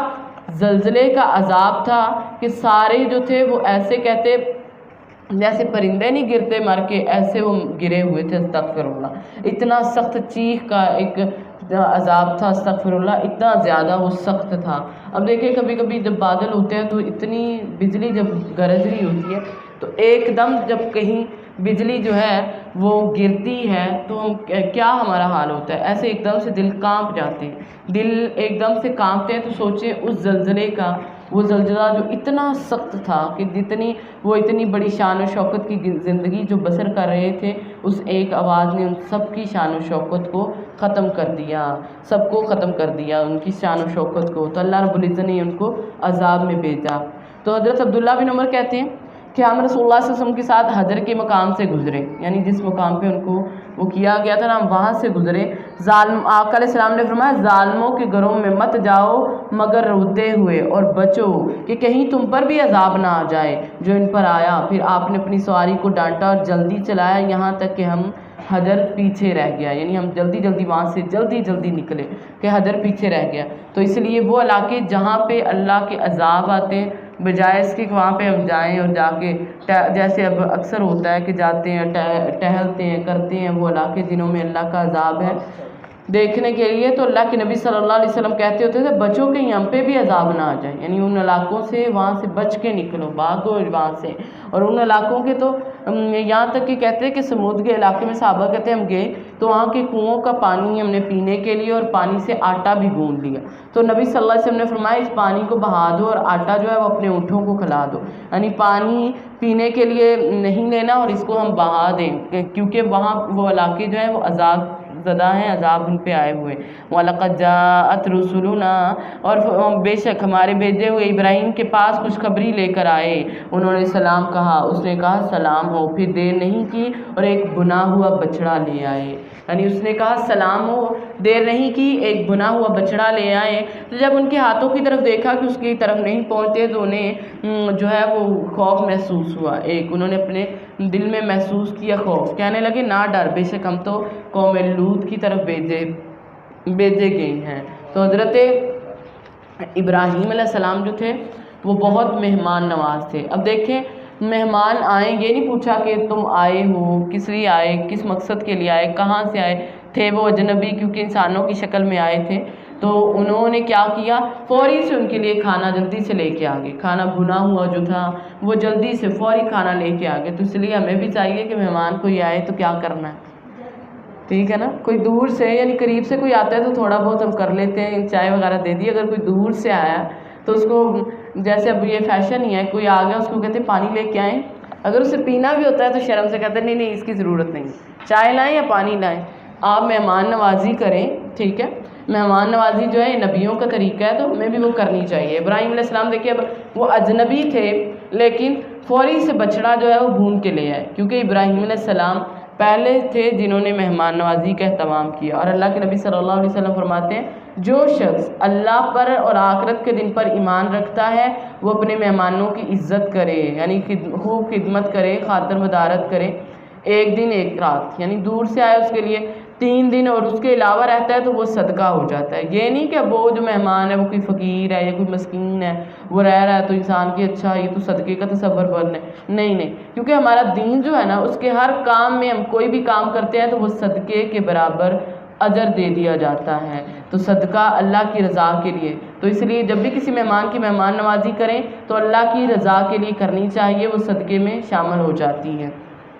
تو اللہ کے نبی صلی اللہ علیہ وسلم نے فرمایا کہ اس شخص میں کوئی خیر نہیں جو مہمان نوازی نہیں کرتا، تو دیکھیں کتنی بڑی بات کہہ دی کہ اس شخص میں کوئی خیر نہیں جو مہمان نوازی نہیں کرتا۔ اور نبی صلی اللہ علیہ وسلم نے فرمایا جب کوئی آدمی مہمان کے لیے اپنی استطاعت سے بڑھ کر تکلیف نہ کرے، یعنی یہ نہیں کہ اب مہمان کوئی آ گیا ہے تو ہم کہتے ہیں کہ قرضہ لے کے پھر اس کی مہمان نوازی کریں، نہیں، یہ نہیں، بس جتنی طاقت ہے اتنا اس کے ساتھ جو ہے وہ مہمان نوازی کریں، تکلف زیادہ نہیں برتنا۔ تو حضرت ابراہیم علیہ السلام نے مہمان نوازی کی اور وہ کہتے ہیں کہ ہم تو فرشتے ہیں، جب دیکھا نا یہ کھانا کیوں نہیں کھا رہے، یعنی کھانا دیکھنا چاہیے، مہمان بیٹھا ہے اس کے سامنے ہم نے کھانا رکھا ہے تو کھانا کیوں نہیں کھا رہا، چیک کرنا چاہیے،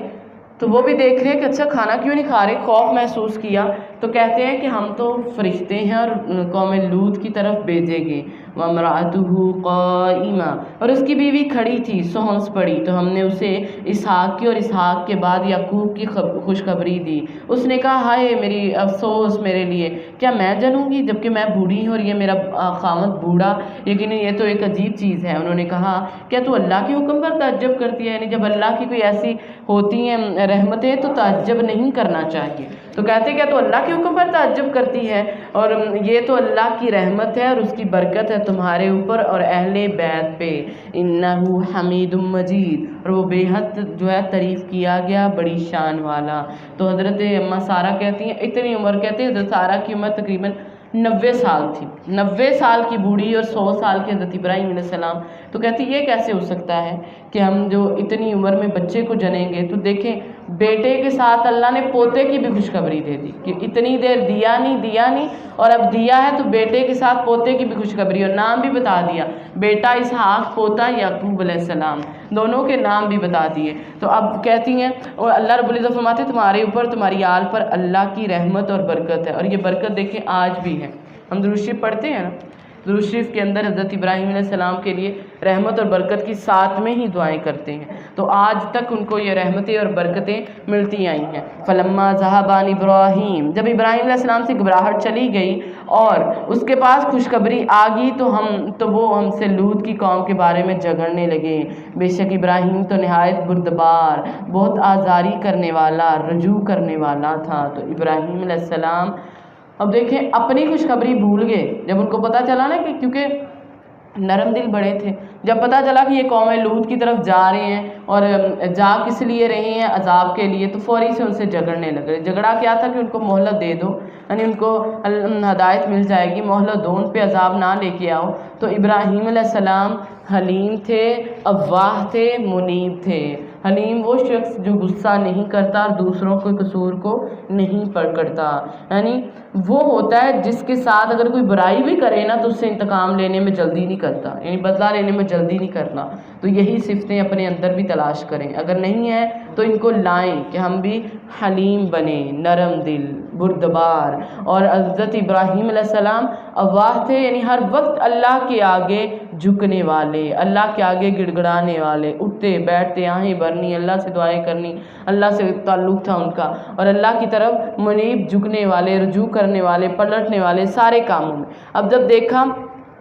کہ یہ ہے تو فوری سے ان سے جھگڑنا شروع کر دیا کہ نہیں یہ ایسا نہیں ہونا چاہیے۔ انہوں نے کہا یا ابراہیم، اے ابراہیم، اعرض عن ھذا، اس سے کنارہ کر، نہ کر ایسے، یعنی تو اب جو کہہ رہا ہے نا کہ ان کے اوپر عذاب نہیں آنا چاہیے تو اس سے کنارہ کر، کیونکہ حقیقت یہ ہے کہ تیرے رب کا حکم آ چکا ہے، جب حکم آ جائے تو پھر ٹلا نہیں کرتے۔ تیرے رب کا حکم آ چکا ہے، یقیناً یہ لوگ ان پر وہ عذاب آنے والا ہے جو ہٹایا جانے والا نہیں۔ وَلَمَّا جَاءَتْ رُسُلُنَا، اور جب ہمارے بھیجے ہوئے لوط علیہ السلام کے پاس آئے اور ان کی وجہ سے وہ غمزدہ ہو گئے اور ان کے دل تنگ ہو گئے، اس نے کہا ہے آج تو میرے لیے بڑا سخت دن ہے۔ لوط علیہ السلام کہہ رہے کیونکہ ان کی قوم جو تھی وہ استغفر اللہ، وہ قوم جو تھی وہ مردوں کے پاس آتے تھے گناہ کے لیے اپنی عورتوں کو چھوڑ کے۔ اب جب دیکھا کتنے خوبصورت نوجوان آئے ہیں تو لوط علیہ السلام فکر میں پڑ گئے کہ اب میری قوم کیا کرے گی، یعنی یہ نہیں چھپ کے، علانیہ کرتے تھے سارا کچھ، استغفر اللہ۔ اور اللہ کے نبی صلی اللہ علیہ وسلم نے فرمایا تھا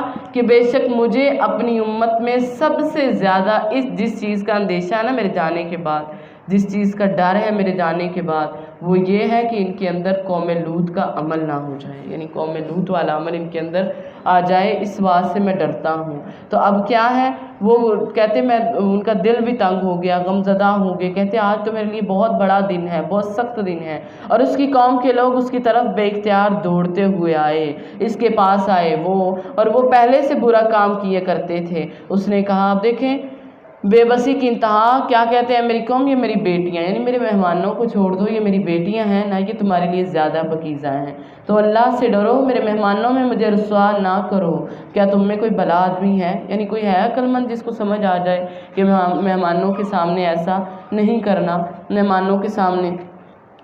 کالو کہنے لگے یقیناً تو جانتا ہے کہ تیری بیٹیوں میں ہمارا کوئی حق نہیں، یعنی ان کی ہمیں ضرورت نہیں ہے، اور تو جانتا ہے ہم کیا چاہتے ہیں۔ اس نے کہا کاش واقعی میرے پاس کوئی تمہارے مقابلے میں کوئی طاقت ہوتی یا کوئی مضبوط سہارا، میں اس کی پناہ لے لیتا۔ قالو، انہوں نے کہا، جب دیکھا نا کہ لوط علیہ السلام اتنے بے بس ہو گئے ہیں، اپنی بیٹیاں تک کو پیش کر رہے ہیں لیکن یہ پھر بھی نہیں مان رہے، تو فرشتوں نے کہا اے لوط انا رسول ربک، بے شک ہم تو تیرے رب کی طرف سے بھیجے ہوئے ہیں، یہ ہرگز تجھ تک نہیں پہنچ سکیں گے سوائے فرمائے کہ تجھ تک نہیں پہنچ سکیں گے، سو اپنے گھر والوں کو رات کے کسی حصے میں لے کر نکل جا اور تم میں سے کوئی پیچھے مڑ کے نہ دیکھے مگر تیری بیوی، بے شک حقیقت یہ ہے کہ وہ اس پر وہی مصیبت آنے والی جو ان پر آئے گی، بے شک اللہ کے وعدے کا وقت صبح ہے، کیا صبح قریب نہیں ہے؟ یعنی ان کو کہہ دیا صرف ان کی 2 بیٹیاں اور لوط علیہ السلام، یہ لوگ تھے جو ہدایت پر تھے اور وہاں سے نکل آئے، وہاں سے نکلے اور وہاں سے چلے گئے۔ تو اس لیے اللہ انہوں نے کہا کہ آپ جو ہیں وہ ایسا کریں کہ آپ صبح ہوتے ہوتے صبح سے پہلے پہلے نکلیں، ان کو ہم خود ہی دیکھیں گے کہ یہ کیا کرتے ہیں۔ اور جب فرمایا وَلَمَّا جَاءَ أَمْرُنَا، اور جب ہمارا حکم آیا تو ہم نے اس کے اوپر والے حصے کو اس کے نیچے کر دیا اور ان پر تہ بتہ کینکر کے پتھر برسائے۔ استغفر اللہ، یعنی ایک عذاب نہیں کہتے ان پہ آیا، ان پہ بہت سے عذاب آئے تھے ایک ہی دفعہ میں۔ اتنا بڑا یہ گناہ کرتے تھے جس کی وجہ سے اللہ رب العزت نے عذاب میں مبتلا کیا کہ ان کی جو بستی تھی اس کو اللہ نے اوپر لے جا کے الٹا پھینکا، اور الٹا پھینکنے کے بعد پتھر ان پہ برسائے، اور وہ پتھر نشان زدہ تھے، نشان زدہ جن کو پتا تھا کہ یہ پتھر کس کو لگنا ہے۔ یعنی اتنی بھی اللہ رب العزت نے سارا کچھ جو تھا وہ کر کے بھیجا کہ کون سا پتھر کس کو لگنا ہے، وہ بھی اس کے لیے ہو گیا تھا نشان زدہ پتھر۔ اور وہ ان ظالموں سے ہرگز کچھ دور کرنے والے نہیں تھے جو وہ ظلم کرتے، ظلم کی وجہ سے۔ وَإِلَىٰ مَدْيَنَ أَخَاهُمْ شُعَيْبٌ، اور مدین کی طرف ان کے بھائی شعیب کو بھیجا، اور اس نے کہا میری قوم اللہ کی عبادت کرو، اللہ کے سوا تمہارا کوئی معبود نہیں، اور ماپ تول میں کمی مت کرو۔ مدین کی طرف حضرت شعیب علیہ السلام آئے اور انہوں نے کہا اے میری قوم اللہ کی عبادت کرو اور ماپ تول میں کمی مت کرو، بے شک میں تمہیں اچھی حالت میں دیکھتا ہوں، بے شک میں تم پر ایک گھیر لینے والے دن کے عذاب سے ڈرتا ہوں۔ تو کیا ہے ماپ تول میں کمی نہیں کرنی، کیونکہ وہ کیا کرتے تھے، ماپ تول میں کمیاں کرتے، وزن چھوٹے کر لیتے تھے، وہ ایسے ہی کرنے والے تھے۔ تو اللہ رب العزت نے ان کو اس سے منع کر دیا کہ ایسا نہیں کرنا، کیونکہ اللہ کے نبی صلی اللہ علیہ وسلم نے فرمایا جس قوم میں، جب قوم میں ماپ تول کی کمی ہوتی ہے تو قحط سالی ہو جاتی،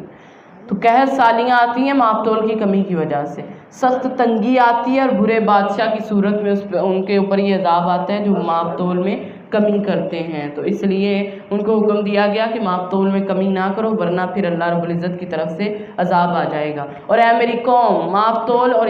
ماپ تول جو ہے وہ انصاف کے ساتھ پورا کرو، اور لوگوں کو ان کی چیزیں کم نہ دو، اور زمین میں فساد کرتے ہوئے مت پھرو، یعنی نہ کرو ایسا، یہ سارا کچھ نہ کرو، فساد ہے یہ جو تم کر رہے ہو۔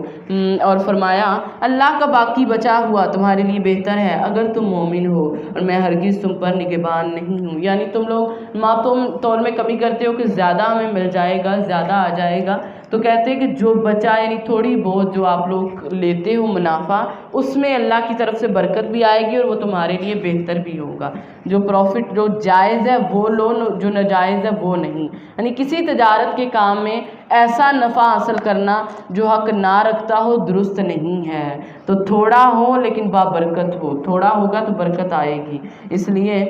برکت والا۔ اللہ کے نبی صلی اللہ علیہ وسلم نے فرمایا، آقا علیہ السلام فرماتے ہیں کہ ابن آدم دو چیزوں کو ناپسند کرتا ہے۔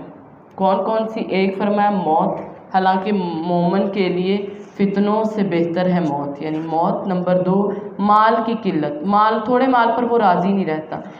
تو فرمایا تھوڑا مال ہوگا تو حساب کتاب میں بھی کمی ہوگی، یعنی حساب کتاب بھی تھوڑا ہوگا۔ اسی لیے فرمایا تھا کہ جو غریب مسکین ہیں وہ فرمایا 500 سال پہلے جو ہے وہ جنت میں چلے جائیں گے، کیونکہ ان کا حساب، جب ان کے پاس زیادہ ہے ہی نہیں تو حساب بھی تھوڑا ہی ہونا ہے، تو اس لیے اگر زیادہ ہے تو حساب بھی زیادہ دینا پڑے گا۔ اللہ کا باقی بچا ہوا تمہارے لیے بہتر ہے اگر تم مومن ہو، میں ہرگز تم پر نگران نہیں ہوں۔ قالو، انہوں نے کہا اے شعیب علیہ السلام، کیا تیری نماز تجھے یہ حکم دیتی ہے؟ اب دیکھیں ان کا کہنا، کہتے ہیں کیا تیری نماز تجھے یہ حکم دیتی ہے کہ ہم انہیں چھوڑ دیں جن کی عبادت ہمارے باپ دادا کرتے ہیں، یا یہ کہ ہم اپنے مالوں میں کریں جو چاہیں؟ یقیناً تو نہایت بردبار بڑا سمجھدار ہے۔ اب دیکھیں نماز کا تانا دے رہی ہیں، آج کل بھی ایسے ہی ہوتا ہے، کوئی کچھ کر لے نا تو فوری سے تانا کیا دیتے ہیں، اچھا تیری نماز تجھے یہ کہتی ہے، تیرا یہ عمل کرنا تجھے یہ کہتا ہے، تو وہ بھی یہی کہہ رہے، وہ کہتے ہیں تیری نماز تجھے یہ حکم دے رہی ہے کہ تو ہمیں روکے۔ کالا کا یا قوم، یا میری قوم، کہ تم نے دیکھا کہ اگر میں اپنے رب کی طرف سے ایک واضح دلیل پر ہوں اور اس نے مجھے اپنے ہاں سے اچھا رزق عطا کیا، اور میں نہیں چاہتا کہ تمہاری بجائے میں خود اس کا ارتکاب کروں جس سے تمہیں منع کروں، میں تو اصلاح کے سوا کچھ نہیں جانتا، میں تو صرف اصلاح کرنے والا ہوں، اور میں بے شک جتنی کر سکوں گا کروں گا، اور میری توفیق اللہ کے سوا کچھ بھی نہیں، یعنی میں اللہ کے سوا کچھ نہیں کرنے والا، تو میں تو صرف اور صرف اصلاح کرنے والا ہوں، اور میں نے اسی پر بھروسہ کیا اور اسی کی طرف میں جھکنے والا اور رجوع کرنے والا۔ اور اے میری قوم، میری مخالفت تمہیں اس کا مستحق ہرگز نہ بنا دے کہ تمہیں اس جیسی مصیبت آ پہنچے جو نوح کی قوم، یعنی ڈرا بھی رہے، پچھلی قوموں کا بھی ذکر ان کو بھی بتا رہے کہ جیسے قوم نوح، ہود یا قوم صالح علیہ السلام کی قوم کو پہنچی، اور لوط علیہ السلام کی جو قوم ہے وہ زیادہ دور نہیں ہے، یعنی وہ تو بہت قریب ہے آپ کے۔ ان کے جو قصے، ان کی باتیں جیسے ان کو پہنچا کہ تمہیں بھی ویسے جو ہے وہ حالات نہ پہنچ جائیں۔ اپنے رب سے بخشش مانگو، پھر اس کی طرف پلٹ آؤ، بے شک میرا رب نہایت رحم کرنے والا، بہت مہربان ہے، بہت محبت کرنے والا ہے، تو اس لیے اس کی طرف آؤ، اس سے بخشش مانگو۔ قالو، انہوں نے کہا، یا شعیب، اے شعیب، ہم اس میں سے بہت سی باتیں نہیں سمجھتے جو تو کہتا ہے، اور بے شک ہم تو تجھے اپنے درمیان بہت کمزور دیکھتے ہیں، تجھے ہم بہت کمزور سمجھتے ہیں، اور اگر تیری برادری نہ ہوتی تو ہم ضرور تجھے سنسار کر دیتے، یعنی برادری کی وجہ سے کر رہے ہیں۔ تو شعیب علیہ السلام کہتے ہیں کہ میری قوم اور تم ہم پر ہرگز کسی طرح غالب نہیں آتے۔ کہا، ہے میری قوم، کیا میری برادری تم پر اللہ سے زیادہ غالب ہے؟ یعنی اللہ کے مقابلے میں تم لوگ میری برادری کو دیکھ رہے ہو، وہ زیادہ ہے، اور کہتے ہیں کہ اسے تم نے اپنی پیٹھ پیچھے پھینکا ہوا بنا رکھا ہے۔ بے شک میرا رب جو کچھ تم کر رہے ہو اس کا احاطہ کرنے والا ہے۔ اور اے میری قوم، تم اپنی جگہ عمل کرو، بے شک میں بھی عمل کرنے والا ہوں، تم بھی عمل کرو، میں بھی عمل کرنے والا، تو جلد ہی جان لو گے کہ کون ہے جس پر عذاب آتا ہے جو اسے رسوا کرے گا، اور کون ہے جو جھوٹا ہے، اور انتظار کرو، بے شک میں بھی انتظار کرنے والا ہوں۔ وَلَمَّا جَاءَ أَمْرُنَا، اور جب ہمارا حکم آیا تو ہم نے شعیب کو اور ان لوگوں کو جو اس کے ہمراہ تھے، ایمان لائے تھے، نجات دی اپنی خاص رحمت کے ساتھ، اور ان لوگوں کو جنہوں نے ظلم کیا چیخ نے پکڑ لیا، تو انہوں نے اپنے گھروں میں اِسار میں صبح کی کہ وہ گرے پڑے تھے، کَأَن لَّمْ يَغْنَوْا فِيهَا، گویا کہ وہ بسے ہی نہیں، یعنی ایسے نشان مٹے کہ گویا کہ وہاں پہ وہ رہتے ہی نہیں تھے۔ سن لو، مدین کے لیے ہلاکت ہے، بے شک سمود ہلاک ہو گئے۔ وَلَقَدْ أَرْسَلْنَا مُوسَىٰ بِآيَاتِنَا، اور بے شک ہم نے موسیٰ علیہ السلام کی طرف واضح دلیلیں اور نشانیاں دے کر موسیٰ علیہ السلام کو بھیجا، اور فرعون اور اس کے سرداروں کی طرف، تو انہوں نے کہا فرعون کے حکم کی پیروی کی، اور فرعون کا حکم ہرگز کسی طرح درست نہ تھا۔ وہ قیامت کے دن اپنی قوم کے آگے ہوگا، پس انہیں پینے کے لیے آگ پر لے جائے گا، اور وہ پینے کی بری جگہ ہے جس پر وہ پینے کے لیے جائے گا۔ استغفر اللہ۔ تو جو یہ ہے کہ وہ آگے آگے اپنی قوم کی سربراہی کرتے ہوئے جہنم کی طرف جائے گا، استغفر اللہ، اور پانی پر بھی جائے گا جو آگ بہت بری جگہ پینے کی، آگ پر لے جائے گا، اور ان کے پیچھے اس دنیا میں لعنت لگا دی گئی اور قیامت کے دن بھی، اور برا عطیہ ہے جو اس کو دیا گیا۔ ذالک من انباء القری، یہ بستیوں کی خبریں ہیں، ہم تجھے پر یہ بیان کرتے ہیں، ان میں سے کچھ کھڑی ہیں، کچھ کٹ چکی ہیں۔ نبی صلی اللہ علیہ وسلم سے کہا جا رہا کہ کچھ یہاں پہ 7 نبیوں کے اور ان کے قصے بیان ہوئے، فرمائے یہ بستیوں کے قصے کچھ تو ویسے ہی ختم ہو گئے، اور کچھ کے آثار جو ہیں وہ بھی موجود ہیں، کچھ کو آپ دیکھ سکتے ہیں۔ وما ظلمناہم، اور ہم نے ان پر ظلم نہیں کیا، لیکن انہوں نے اپنی جانوں پر خود ظلم کیا، ہم نے ظلم نہیں کیا، وہ اپنی جانوں پر خود ظلم کرنے والے تھے۔ پھر ان کے وہ معبود کے ان کے کچھ کام نہ آئے جنہیں وہ اللہ کے سوا پکارتے تھے، جب تیرے رب کا حکم آ گیا اور انہوں نے ہلاک کرنے کے سوا انہیں کچھ زیادہ نہ دیا، اسی طرح تیرے رب کی پکڑ ایسی ہی ہوتی ہے جب وہ بستیوں کو پکڑتا ہے اس حال میں کہ وہ ظلم کرنے والی ہوتی ہیں، اور بے شک اللہ کی پکڑ بہت سخت ہے، تو اللہ کی پکڑ سے بچیں، وہ بہت سخت ہے۔ ان فی ذالک لآیہ، بے شک اس میں اس شخص کے لیے ایک نشانی ہے جو آخرت کے عذاب سے ڈرتا ہے، یعنی جو آخرت سے ڈرے گا اس کے لیے ان قصوں کے اندر، ان واقعات کے اندر جو ہیں وہ نشانیاں ہیں۔ ذالک یوم مجموع، فرمایا یہ وہ دن ہے جس کے لیے سب لوگ جمع کیے جائیں گے، اور یہ وہ دن ہے جس میں حاضری ہوگی، اور ہم اسے مؤخر نہیں کر رہے مگر ایک گنے ہوئے وقت، یعنی قیامت کو ہم مؤخر نہیں کر رہے مگر ایک گنے ہوئے وقت کے ساتھ۔ جس دن وہ وقت آئے گا کوئی شخص اس کی اجازت کے سوا بات نہیں کرے گا۔ فَمِنْهُمْ شَقِيٌّ وَسَعِيدٌ، ان میں سے کچھ بدبخت ہوں گے اور کچھ خوش قسمت ہوں گے، تو دعا کیا کرو اللہ قیامت کے دن خوش قسمتوں کا ساتھ ہو، بدبختوں کا نہ ہو۔ تو فرمایا وہ لوگ جو بدبخت ہوں گے وہ آگ میں ہوں گے، اور ان میں جو ہے ان کے لیے اس میں گدھے کی طرح آواز کھینچنا اور نکالنا ہوگا، استغفر اللہ۔ یہاں پہ جو بولنے والے وہاں پہ ایسے بولیں گے جیسے گدھے بولتے ہیں، استغفر اللہ۔ اور ہمیشہ اس میں رہنے والے جب تک سارے آسمان اور زمین قائم رہیں گے، مگر جو تیرا رب چاہے، بے شک تیرا رب کر گزرنے والا ہے جو چاہتا ہے۔ تو اللہ رب العزت نے بتا دیا کہ وہاں پہ رہنا ہے جب تک آسمان اور زمین رہیں گے، یعنی کتنے بدبخت ایسے جو جا چکے لیکن ان کو جہنم نے گھیرا ہوا ہے۔ اللہ کے نبی صلی اللہ علیہ وسلم نے فرمایا جہنمی جہنم میں اتنا روئیں گے کہ اگر ان کی آنسوں میں کشتی چلا دی جائے تو چل پڑے گی، استغفر اللہ، یعنی وہ آنسو پانی کے آنسوؤں کی جگہ خون کے آنسو روئیں گے۔ جب تک زمین اور آسمان رہے گی تب تک وہ اس میں رہیں گے، تب تک وہ اسی میں رہیں گے۔ وَأَمَّا الَّذِينَ سُعِدُوا فَفِي الْجَنَّةِ، اور وہ لوگ جو خوش قسمت ہیں، اللہ ہمیں بھی ان کا ساتھ دے، وہ لوگ جو خوش قسمت ہیں تو وہ جنت میں ہوں گے اور اس میں ہمیشہ رہنے والے، جب تک سارے آسمان اور زمین قائم ہیں۔ کتنی لگا دوں جب تک آسمان اور زمین قائم ہیں، مگر جو تیرا رب چاہے ایسا عطیہ جو ختم ہونے والا نہیں ہے۔ تو جو جنت ہے، اہل جنت کو ملنا ہے، وہ ختم ہونے والا نہیں، اس لیے اس کی تمنا کرو۔ فرمایا جو جنت میں چلا جائے گا وہ نعمتوں میں ہوگا، پھر اسے کوئی تکلیف نہیں ہوگی، اس کے کپڑے پرانے نہیں ہوں گے اور اس کا شباب فرمایا کبھی بھی ختم نہیں، یعنی وہ جوانی کے اندر ہی رہے گا۔ اور جب جنت والے جنت میں چلے جائیں گے اور دوزخ والے دوزخ میں، تو ایک اعلان کرنے والا ان کے درمیان کھڑے ہو کے یہ اعلان کرے گا کہ اے اہل دوزخ، اے اہل جنت، اب کبھی بھی تمہیں موت نہیں آئے گی۔ تو اب تو دنیا میں تو انسان تنگ آتا ہے نا، کبھی کبھی پریشان ہوتا ہے، مشکل آتی ہے تو کہتا ہے اچھا موت ہی آ جائے، اس پریشانی سے بہتر ہے یہ وہ، ایسے کلمات نکالتا ہے۔ لیکن جہنم میں جہنم والے جانے کے بعد یہ بھی نہیں کہہ سکیں، کیونکہ موت تو آنی ہی نہیں ہے ان کو، موت کا تو وہاں پہ کوئی ایسا ہونا ہی نہیں ہے کہ اس کو موت آئے گی، تو وہاں پہ اس کو نہ کوئی موت آنی، موت ویسے ختم کر دی جائے گی۔ تو اس دن کا سوچا کریں،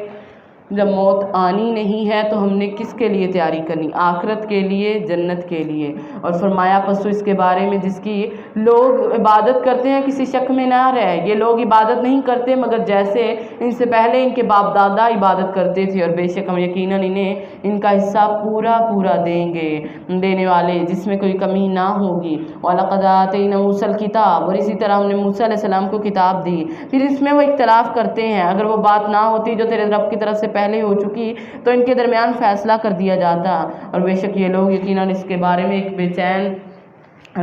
چین رکھنے والا شک میں ہے، جو ان کو بے چین رکھنے والا ہے۔ وَإِنَّ كُلًّا لَمَّا، اور بے شک ان سب کو جب وقت آئے گا تو تیرا رب انہیں ان کے اعمال یقیناً پورے پورے دے گا، بے شک وہ جو کچھ کر رہے ہیں پوری طرح خبردار ہے۔ یعنی اللہ کے نبی صلی اللہ علیہ وسلم کو اللہ رب العزت بتا رہے کہ اطمینان اور صبر کی بات، آپ صبر کریں، ان کو پورا پورا جو ہے ان کا دیا جائے گا، بس تو ثابت قدم رہیں جیسے تجھے حکم دیا گیا۔ اور وہ لوگ بھی جنہوں نے تیرے ساتھ توبہ کی اور حد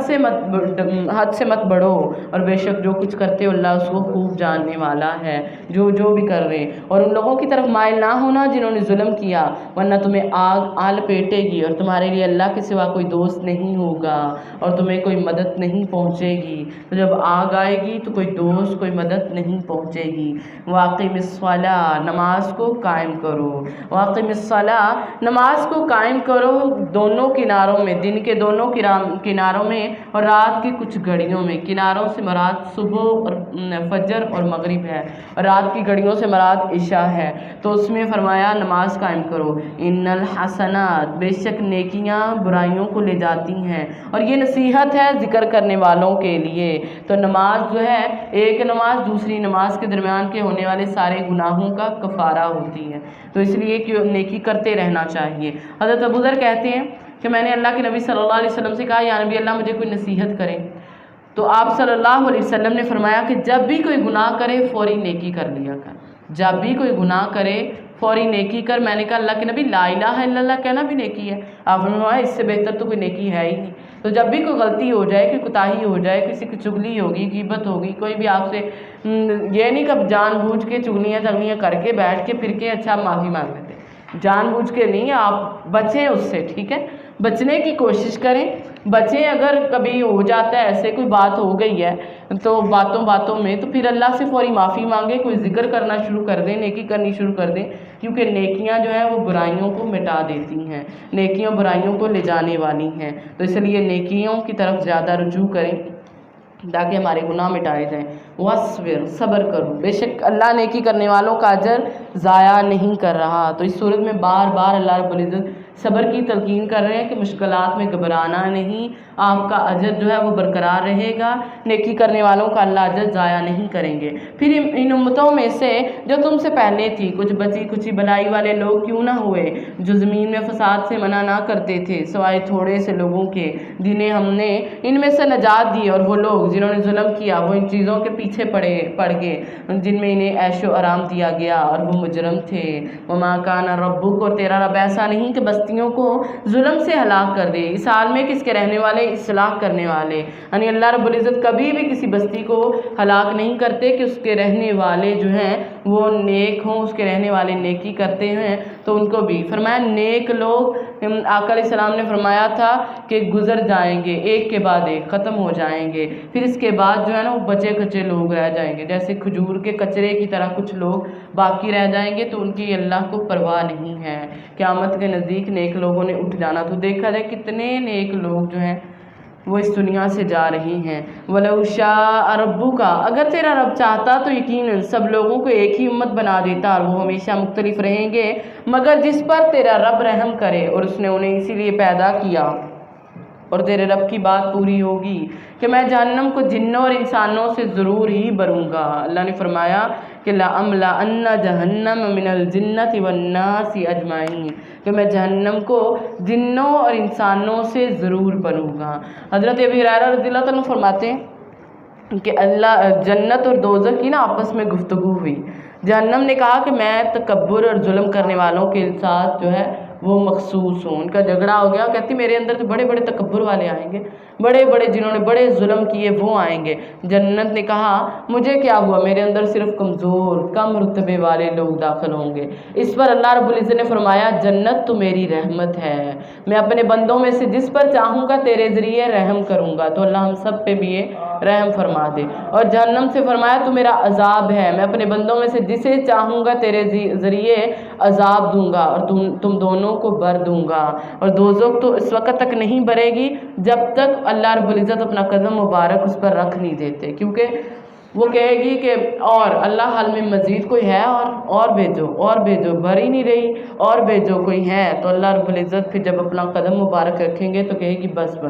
اب اس وقت بھر جائے گی، اور فرمایا کہ بعض حصہ بعض پر چڑھ جائے گا، استغفر اللہ، یعنی جہنم کے اندر۔ وَكُلًّا نَقُصُّ عَلَيْكَ مِنْ أَنْبَاءِ الرُّسُلِ، اور ہم رسولوں کی خبروں میں سے ہر وہ چیز تجھ سے بیان کرتے ہیں جن کے ساتھ ہم تیرے دل کو ثابت رکھتے ہیں، اور تیرے پاس ان میں حق اور مومنوں کے لیے نصیحت اور یاد دہانی ہے۔ یعنی نبی صلی اللہ علیہ وسلم سے کہا جا رہا ہے کہ ان واقعات کو بیان کرنے کا مقصد یہ ہے کہ آپ کا دل جو ہے وہ مضبوط ہو جائے، اللہ آپ کے دل کو مضبوط اور ایمان والوں کو نصیحت اور یاد دہانی کے لیے یہ واقعات یہ قصے جو ہیں وہ اللہ رب العزت کی ذات بیان کر رہی ہیں۔ تو اس لیے وقل، اور کہہ دیجئے للذین، ان لوگوں سے جو نہیں ایمان لاتے کہ عمل کرو اپنی جگہوں پر، بے شک میں بھی عمل کرنے والا ہوں، انتظار کرو بے شک میں بھی انتظار کرنے والا ہوں۔ وَلِلَّهِ غیب السماوات، اور اللہ کے لیے غیب آسمان اور زمین کا، اور اسی کی طرف سب کے سب کام لوٹائے جائیں گے، اور اللہ پر بھروسہ کرو اور میرا اللہ غافل نہیں جو تم عمل کرتے ہو۔ بسم اللہ الرحمن الرحیم، سورہ یوسف، الف لام را، یہ حروف مقطعات ہے، تلک آیات الکتاب المبین، یہ کتاب واضح ہے، واضح کتاب کی آیات ہیں۔ انا انزلناہ قرآنا عربیا، بے شک ہم نے اسے عربی قرآن بنا کر نازل کیا تاکہ تم سمجھو۔ نحن نقص علیک احسن القصص، ہم تجھے سب سے اچھے بیان سناتے ہیں، اور اس واسطے کہ ہم نے تیری طرف یہ قرآن وحی کی، اور بے شک تو اس سے پہلے یقیناً بے خبروں سے تھا۔ کیونکہ یہود کے کہنے پہ نا مشرکین مکہ نے نبی صلی اللہ علیہ وسلم سے مطالبہ کیا، یہود نے کہا کہ باقیوں کے تو قصے آپ سنتے رہتے ہیں، ذرا نبی سے کہو کہ یوسف علیہ السلام کے متعلق آپ کا کیا خیال ہے، ان کا قصہ بھی ہمیں بیان کریں۔ تو اب مشرکین مکہ نے، کیونکہ اس قصے کو صرف اہل کتاب جانتے تھے اور زیادہ لوگ نہیں جانتے تھے، تو انہوں نے آ کے کہا کہ اللہ کے نبی، اگر آپ اللہ کے نبی ہیں تو یوسف علیہ السلام کے متعلق ان کا بھی کوئی واقعہ سنائیں، وہ کیسے نبی تھے، ان کا واقعہ کہیں نہیں ملتا۔ تو اللہ رب العزت نے پھر پورے کا پورا واقعہ حضرت یوسف علیہ السلام کا قرآن میں اتار دیا، اور پورا قصہ بیان کیا، اور بیان کر کے ان پر بھی بلکہ فٹ کر کے بتایا کہ کیسے جو تھا یوسف کے بھائیوں نے حسد کیا، اور آپ بھی اب، کیونکہ وہ بھی ایمان اسی وجہ سے نہیں نہ لاتے تھے، وہ بھی حسد کر رہے تھے نبی صلی اللہ علیہ وسلم کو سے کہ اس کو کیوں جو ہے یہ بنو اسماعیل سے اس پہ کیوں کتاب اتری، یہ کیوں رسول ہو گیا، ہم ہونے چاہیے تھے۔ تو فرمایا تم بھی حسد کا شکار ہو، تو اللہ رب العزت نے سارا واقعہ جو ہے وہ بیان کر دیا، اور فرمایا ہم اس پہ یہ قصے بیان کرتے ہیں اور بہت اچھے۔ اذ قال یوسف لأبیہ یا ابت انی رأیت احد عشر کوکبا والشمس والقمر رأیتہم لی ساجدین، جب یوسف نے اپنے باپ سے کہا اے میرے ابا جان، بے شک میں نے 11 ستارے، سورج اور چاند کو دیکھا، اور میں نے انہیں دیکھا کہ وہ مجھے سجدہ کر رہی ہیں۔ تو انہوں نے خواب دیکھے۔ خواب 3 طرح کے ہوتے ہیں۔ اچھا خواب جو اللہ کی طرف سے خوشخبری ہوتا ہے، برا خواب جو شیطان کی طرف سے ہوتا ہے اور وہ انسان کو غمگین کرنا چاہتا ہے، اور ایک خواب جو انسان کے اپنے خیالات ہوتے ہیں، تو انسان جو سوچتا ہے بعض اوقات جو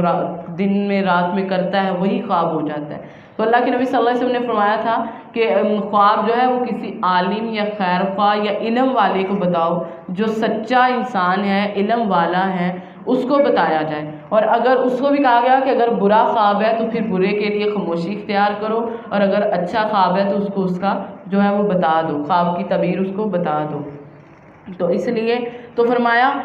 جو بھی اگر کوئی برا خواب آ جاتا ہے تو فوری شیطان سے اللہ کے شر سے پناہ مانگتے ہوئے 3 بار جو ہے وہ بائیں طرف تھوک دینا چاہیے، تاکہ وہ شیطان کے وہ خواب جو ہے وہ پورا نہ ہو، اللہ سے ہمیں محفوظ رکھے۔ اس لیے حضرت یوسف علیہ السلام کو بھی خواب آیا، اور وہ دیکھتے کیا ہے کہ 11 ستارے، سورج اور چاند میرے لیے سجدہ کر رہے ہیں۔ تو کیا ساتھ ہی حضرت یعقوب علیہ السلام کیا کہتے ہیں کہ قال یا بنیا، میرے بیٹے، اپنا خواب اپنے بھائیوں سے بیان مت کرنا، خواب کو بھائیوں سے بیان مت کرنا، ورنہ وہ تیرے لیے تدبیر کریں گے، اور بہت بری تدبیر، بے شک شیطان انسان کا کھلا دشمن ہے۔ تو شیطان دشمن ہے، اس لیے بھائیوں کو بیان نہ کرنا، کیونکہ اس میں بھی اللہ کی حکمت تھی کہ یوسف علیہ السلام کو اللہ نے چن لیا، اور دوسرے بھائیوں کو اللہ رب العزت نے جو حسد کرتے رہ گئے، جو انہوں نے حسد کی بنا پہ اتنی پلاننگ کی، تو اللہ رب العزت نے ان کی سازشیں ناکام کر دی۔ تو فرمایا بھائیوں کو خواب مت بتانا۔ اب انہوں نے کہہ دیا کہ ان کو پتہ نہیں چلنا چاہیے، لیکن جو بھی بات منہ سے نکلی ہے تو ان کو کسی نہ کسی طرح پتہ چل گئی۔ اب ان کو پتہ چلا ہے تو دیکھ رہے ہیں، کہتے اچھا یہ خواب دیکھ رہا ہے، یہ کہتا ہے اس کو سورج چاند ستارے، وہ اس کو سجدہ کر رہے ہیں، بڑا اس کو کہہ رہے کہ اچھا یہ ایسے خواب دیکھ رہا ہے۔ تو اللہ کے نبی صلی اللہ علیہ وسلم نے فرمایا تھا کہ مومن کا جو ہے نا خواب نبوت کے 40ویں حصے میں سے ایک حصہ ہے۔ مومن کا خواب نبوت کے 40ویں حصے میں سے ایک حصہ ہے، اور فرمایا نبوت میں سے کوئی چیز اگر باقی رہنے والی وہ اچھے خواب ہی ہیں۔ وَكَذَلِكَ، اور اسی طرح تیرا رب تجھے چنے گا اور تجھے باتوں کی اصل حقیقت جاننے میں سے کچھ سکھائے گا، اور اپنی نعمت تجھ پر اور تیرے آل یعقوب پر پوری کرے گا، جیسے اس نے اس سے پہلے وہ تیرے دونوں باپ دادا ابراہیم اسحاق پر پوری کی۔ بے شک تیرا رب سب کچھ جاننے والا، کمال حکمت والا ہے۔ لَقَدْ كَانَ فِي یوسف، اور یقیناً یوسف اور اس کے بھائیوں کے بارے میں سوال کرنے والوں کے لیے اس میں بہت سی نشانیاں ہیں۔ جب انہوں نے کہا یوسف اور اس کے بھائی ہمارے باپ کے یہاں کچھ زیادہ ہی پیارے ہیں، بھائی کہنے لگے، کیونکہ وہ ایک یوسف علیہ السلام اور بنیامین جو تھے وہ دونوں بھائی ایک ماں سے تھے، اور باقی کے 10 عصبہ کہتے ہیں ایک جماعت کو، باقی کے 10 جو تھے وہ ایک سے تھے۔ تو ان سے کہا گیا، وہ کہتے ہیں کہ یوسف علیہ السلام اور اس کا بھائی جو ہے نا یہ زیادہ ہی ہمارے بابا کو پیارے ہیں، اور ہم تو ایک جماعت ہیں۔ اور وہ کہنے لگے بے شک ہمارا بابا یقیناً کھلی غلطی میں ہے، ایسے کرو نقتلوا یوسف کو قتل ہی کر دو، یعنی قتل کرنے کی پلاننگ کر رہے ہیں حسد کی وجہ سے۔ تو یہ کام کرنے کے بعد اب دیکھیں وہ کہہ رہے ہیں یوسف کا قتل کر دو یا اسے کسی زمین میں پھینک دو، تمہارے باپ کا چہرہ تمہارے لیے اکیلا ہو جائے گا، اور اس کے بعد تم نیک بن جاؤ گے۔ یعنی کام کرنے کے بعد کہتے ہیں ہم نیک بن جائیں گے۔ شیطان دیکھو کیسے پھسلا رہا ہے کہ کر لو ایسے، جب ایسے ہو کہ کر لو پھر جو ہے ہم نیک بن جائیں گے۔ ضروری نہیں ہے کہ بعد میں آپ کو بخش دیا جائے۔ انسان اگر اس نیت پہ غلطی کرتا ہے نا کہ میں غلطی کر لوں، بعد میں معافی مانگ لوں گا، بعد میں نیک بن جاؤں گا، تو ضروری نہیں ہے، کیونکہ اللہ جس کو چاہیں گے بخشیں گے، جس کو چاہیں گے جو ہے وہ عذاب دیں گے۔ اب انہوں نے حسد کی وجہ سے، تو حسد کتنی بری چیز ہے کہ خون کا رشتہ، اس میں یعنی خون کا بھی رشتہ تھا، بھائی بھی تھے، لیکن کوئی رحم نہیں آیا، بلکہ دوسری طرف خود پسندی، اپنی ذات کی محبت تھی ان کو اپنا کہ یوسف علیہ السلام کو اب ہمارے بابا جو ہیں وہ کیوں زیادہ پسند کرتے ہیں، تو اس لیے حسد کی بنا پہ انہوں نے یہ کیا۔ اور بڑا جو بھائی تھا نا، اس نے کیا کہا، قال قائل منہم لا تقتلوا یوسف، ان میں سے ایک کہنے والے نے کہا کہ یوسف کو قتل نہ کرو۔ اب دیکھیں اس نے، حالانکہ وہ یہ بھی کہہ سکتا تھا کہ تم نہ اس کو قتل کرو، یقین کہتے وہ بڑا بھائی تھوڑا نرم دل تھا، اس نے یوسف کا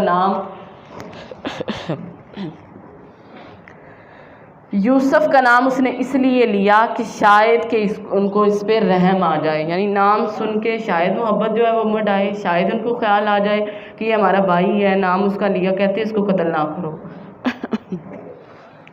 اور اسے کسی اندھے کنویں میں پھینک دیتے ہیں، اور کوئی راہ چلتا قافلہ اسے اٹھا لے گا اگر تم کرنے والے ہو، یعنی اگر باز نہیں آنا تو ایسے کر لو، اس کو کسی کنویں میں پھینک دیں، قتل نہ کرو اس کو۔ تو نبی صلی اللہ علیہ وسلم نے فرمایا کہ کسی دل میں ایمان، قالوا یا ابانا ما لک لا تأمنا علی یوسف، انہوں نے کہا ابا جان کیا ہے تجھے کہ تو یوسف کے بارے میں ہم پر اعتبار نہیں کرتا، اور بے شک ہم یقیناً اس کے خیر خواہ ہیں، اس کو ہمارے ساتھ بھیج دے، یہ ہمارے ساتھ چرے گا، چگے گا، کھیلے گا، کودے گا، اور بے شک ہم ضرور ہی اس کی حفاظت کرنے والے ہیں۔ اور اس نے کہا بے شک میں یقیناً مجھے یہ بات غمگین کرتی ہے، یعقوب علیہ السلام کہتے ہیں کہ مجھے یہ بات غمگین کرتی ہے کہ تم اسے لے جاؤ، وَأَخَافُ أَن يَأْكُلَهُ،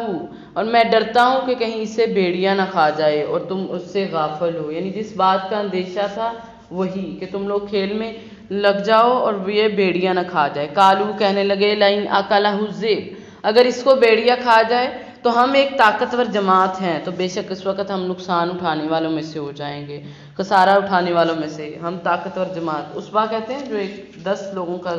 دستہ ہوتا ہے اس کو، جماعت کو، تو کہتے ہیں ہم طاقتور جماعت ہیں، ہمارے ہوتے ہوئے اس کو کوئی بھیڑیا کھا جائے۔ فلما ذهبوا به، پھر جب اسے لے گئے اور انہوں نے طے کر لیا کہ اسے اندھے کنویں میں ڈال دیں گے، اور ہم نے اس کی طرف وحی کی کہ تو ضرور ہی انہیں ان کے اس کام کی خبر دے گا، اس حال میں کہ وہ سوچتے نہ ہوں گے۔ تو اللہ رب العزت نے حضرت یوسف علیہ السلام کو کنویں میں ڈال رہے ہیں، تو اللہ رب العزت نے فوری سے جلدی سے اللہ رب العزت نے وحی کر دی کہ میرے یوسف علیہ السلام پریشان نہیں ہونا، بلکہ یہ اللہ رب العزت فرما رہے کہ تم ان کو یہ خبر دو گے جو یہ کر رہی ہیں، سارا کچھ تم ان کو اطلاع دو گے، لیکن وہ شعور نہیں رکھتے۔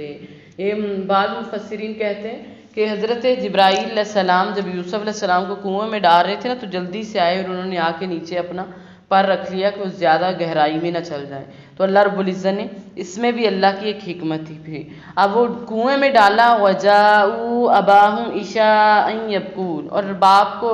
رات کے وقت اپنے باپ کے پاس روتے ہوئے آئے، باپ کو اپنی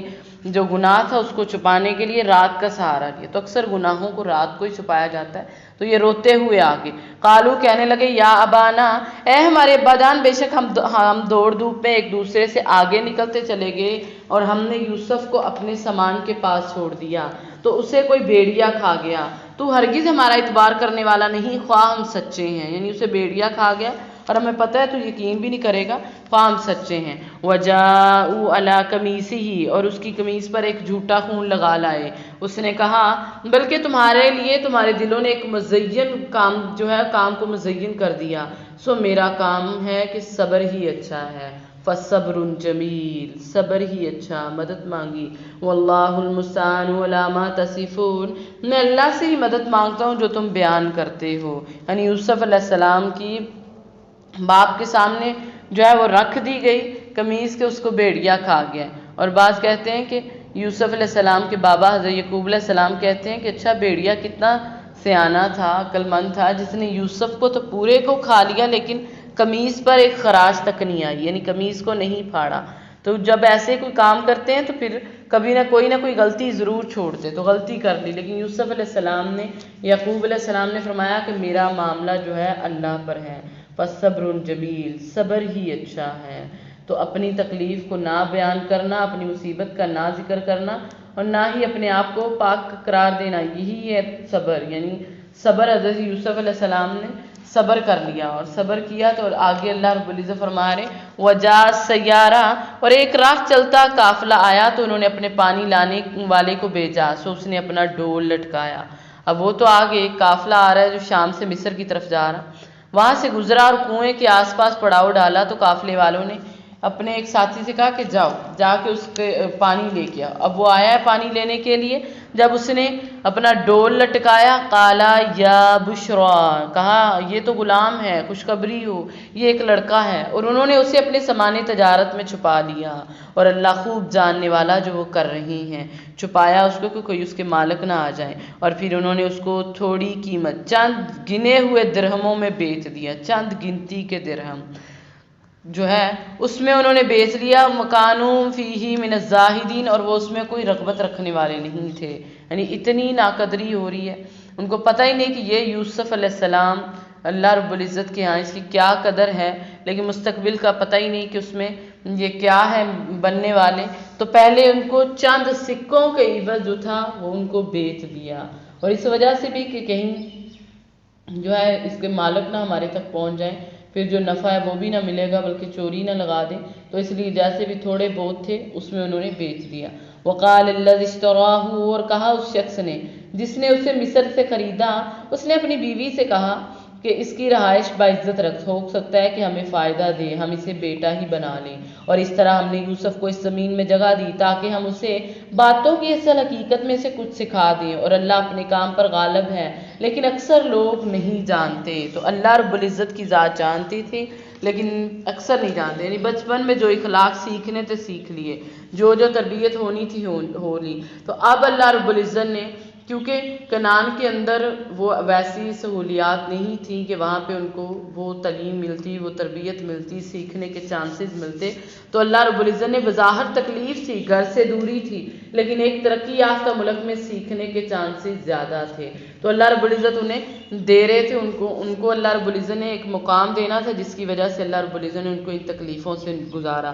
وَلَمَّا بَلَغَا أَشُدَّهُ، اور جب وہ جوانی کو پہنچے تو اللہ رب العزت نے ان کو حکمت اور علم عطا کیا، تو اللہ رب العزت نے یہ سارا کچھ ان کو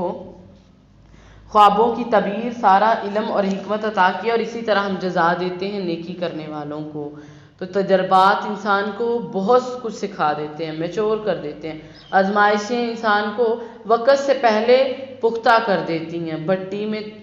تپ جاتا ہے تو تپ کے ہی سونا نکلتا ہے، اسی طرح اللہ رب العزت نے یوسف علیہ السلام اتنی آزمائشوں سے گزار کے پھر جا کے اللہ رب العزت نے ان کو ایک مقام دیا، اتنی دوری جدائی سارا کچھ برداشت کیا۔ اور اس عورت نے جس کے گھر میں وہ تھا اس نے اسے اپنے نفس سے پھسلایا، اور دروازے اور اس نے اسے اپنے نفس اور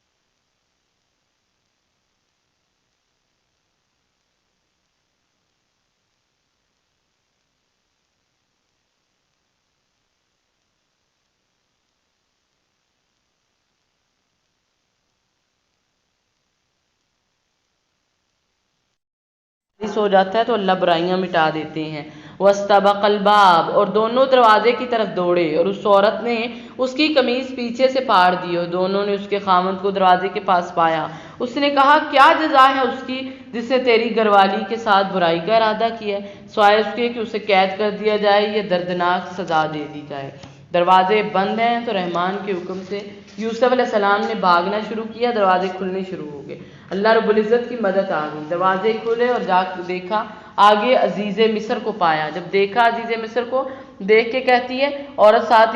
ہی کہتی کہ دیکھیں اس نے آپ کی بیوی کے ساتھ برائی کا ارادہ کیا ہے، تو آپ کا کیا خیال ہے، اس کو یا تو قید میں ڈالو یا پھر اس کو عذاب دے دو۔ قالا کہا یوسف علیہ السلام نے کہ اس نے مجھے میرے نفس سے پھسلایا ہے، اور اس عورت کے گھر والوں سے ایک گواہ نے گواہی دی کہ اگر اس کی قمیص آگے سے پھاڑی گئی ہو تو عورت نے سچ کہا اور یہ جھوٹوں سے ہے، اور اگر اس کی قمیص پیچھے سے پھاڑی گئی ہو تو عورت نے جھوٹ کہا اور یہ سچوں سے ہے۔ تو جب اس نے قمیص دیکھی تو پیچھے سے پھاڑی گئی، اور اس نے کہا کہ یقیناً یہ عورتوں کے فریب سے ہیں، بے شک تم عورتوں کا فریب بہت بڑا ہے، عورتوں کا فریب بہت زیادہ بڑا ہے۔ پتہ چل گیا عزیز مصر کو بھی پتہ چل گیا کہ اس کی بیوی کا ہی سارا قصور ہے، لیکن بعض مرد جو ہے نا وہ عاجز ہوتے ہیں اپنی بیویوں کے سامنے، جانتے بوجھتے بھی کہ وہ برا کام کر رہی ہیں لیکن کچھ نہیں کر سکتی۔ برات بھی یوسف علیہ السلام کی آ گئی ہے، سارا کچھ ہو گیا ہے لیکن پھر بھی نہیں مانے۔ حضرت عبداللہ بن عباس کہتے ہیں رسول اللہ صلی اللہ علیہ وسلم نے فرمایا 4 بچے جو چھوٹی عمر میں بولے تھے، ایک فرعون کی بیٹی کی کنگھی کرنے والی عورت جو تھی اس کا بچہ، دوسرا فرمایا یوسف علیہ السلام کا گواہ، تیسرا جریج ولی کا گواہ، اور چوتھا جو ہے حضرت عیسیٰ علیہ السلام۔ یوسف عارض عن ھذا، عزیز مصر سارا کچھ سمجھ گئے، لیکن یوسف علیہ السلام کو نہایت نرمی کے ساتھ کہتے ہیں کہ یوسف درگزر کر، یعنی اس کو نظر انداز کر دے، اس پہ پردہ ڈال دے، اور اے عورت تو اپنے گناہ کی معافی مانگ، یقیناً تو ہی خطا کاروں میں سے تھی۔ وقال نسوۃ فی المدینہ، اور شہر کی کچھ عورتوں نے کہا کہ عزیز کی بیوی اپنے غلام کو اس کے نفس سے پھسلاتی ہے، بے شک وہ محبت کی روح سے اس کے دل کے اندر داخل ہو چکا ہے، بے شک ہم تو اسے بہت بڑی گمراہی، ظاہری جو گمراہی ہے اس کو سمجھتے، یعنی بات پورے شہر میں پھیل گئی کہ عزیز مصر جو ہے وہ اپنے غلام کو گناہ پہ اکساری، اس کی محبت میں اس کے لیے اپنے ہوش جو ہے وہ کھو بیٹھی ہے۔ تو اب اس نے کیا کیا، ڈٹائی دیکھیں اس کی، گناہ بھی کیا اور اب دوبارہ سے پھر کیا کر رہی ہے، فلما سمیت، پھر جب اس نے سنا، اس عورت نے ان کے مکر کے بارے میں سنا تو ان کی طرف پیغام بھیجا اور ان کے لیے ایک تکیہ مجلس تیار کی اور ان میں سے ہر ایک کو ایک ایک چھری دی اور کہا یوسف علیہ السلام کو کہ نکل ان کے لیے۔ پھر جب انہوں نے اسے دیکھا تو اسے بڑا پایا اور انہوں نے اپنے ہاتھ کاٹ لیے اور کہنے لگی وَقُلْنَا حَاشَ لِلَّهِ، اے اللہ کی پناہ، مَا هَٰذَا بَشَرٌ، یہ تو کوئی بشر نہیں ہے، یہ تو کوئی فرشتہ معلوم ہوتا ہے، اللہ کی طرف سے معزز فرشتہ۔ قالت، کہتی ہیں اس عورت نے کہا یہی ہے جس کے بارے میں تم مجھے ملامت کر رہی ہو، بے شک یقیناً اسے میں نے اپنے نفس سے پھسلایا مگر یہ صاف بچ گیا، اور اگر اس نے وہ نہ کیا جو میں اسے حکم دیتی ہوں تو میں اسے ضرور ہی قید کر دوں گی اور ضرور ہی یہ ذلیل ہونے والوں میں سے ہو جائے گا۔ تو عزیز مصر کی بیوی نے دکھایا ان کو کہ یہ سارا کچھ اس نے کیا، اسی وجہ سے میں اس کی محبت میں جو پڑی ہوئی تھی۔ تو کہتی ہے کہ اگر ابھی یہ نہ مانا نا تو پھر میں قید میں اس کو ڈلوا دوں گی، میں ابھی بھی باز نہیں آئی، کہتی میں اگر نہ مانا تو میں قید میں ڈلوا دوں گی۔ اور یوسف علیہ السلام دیکھے کتنا زبردست کردار ہے،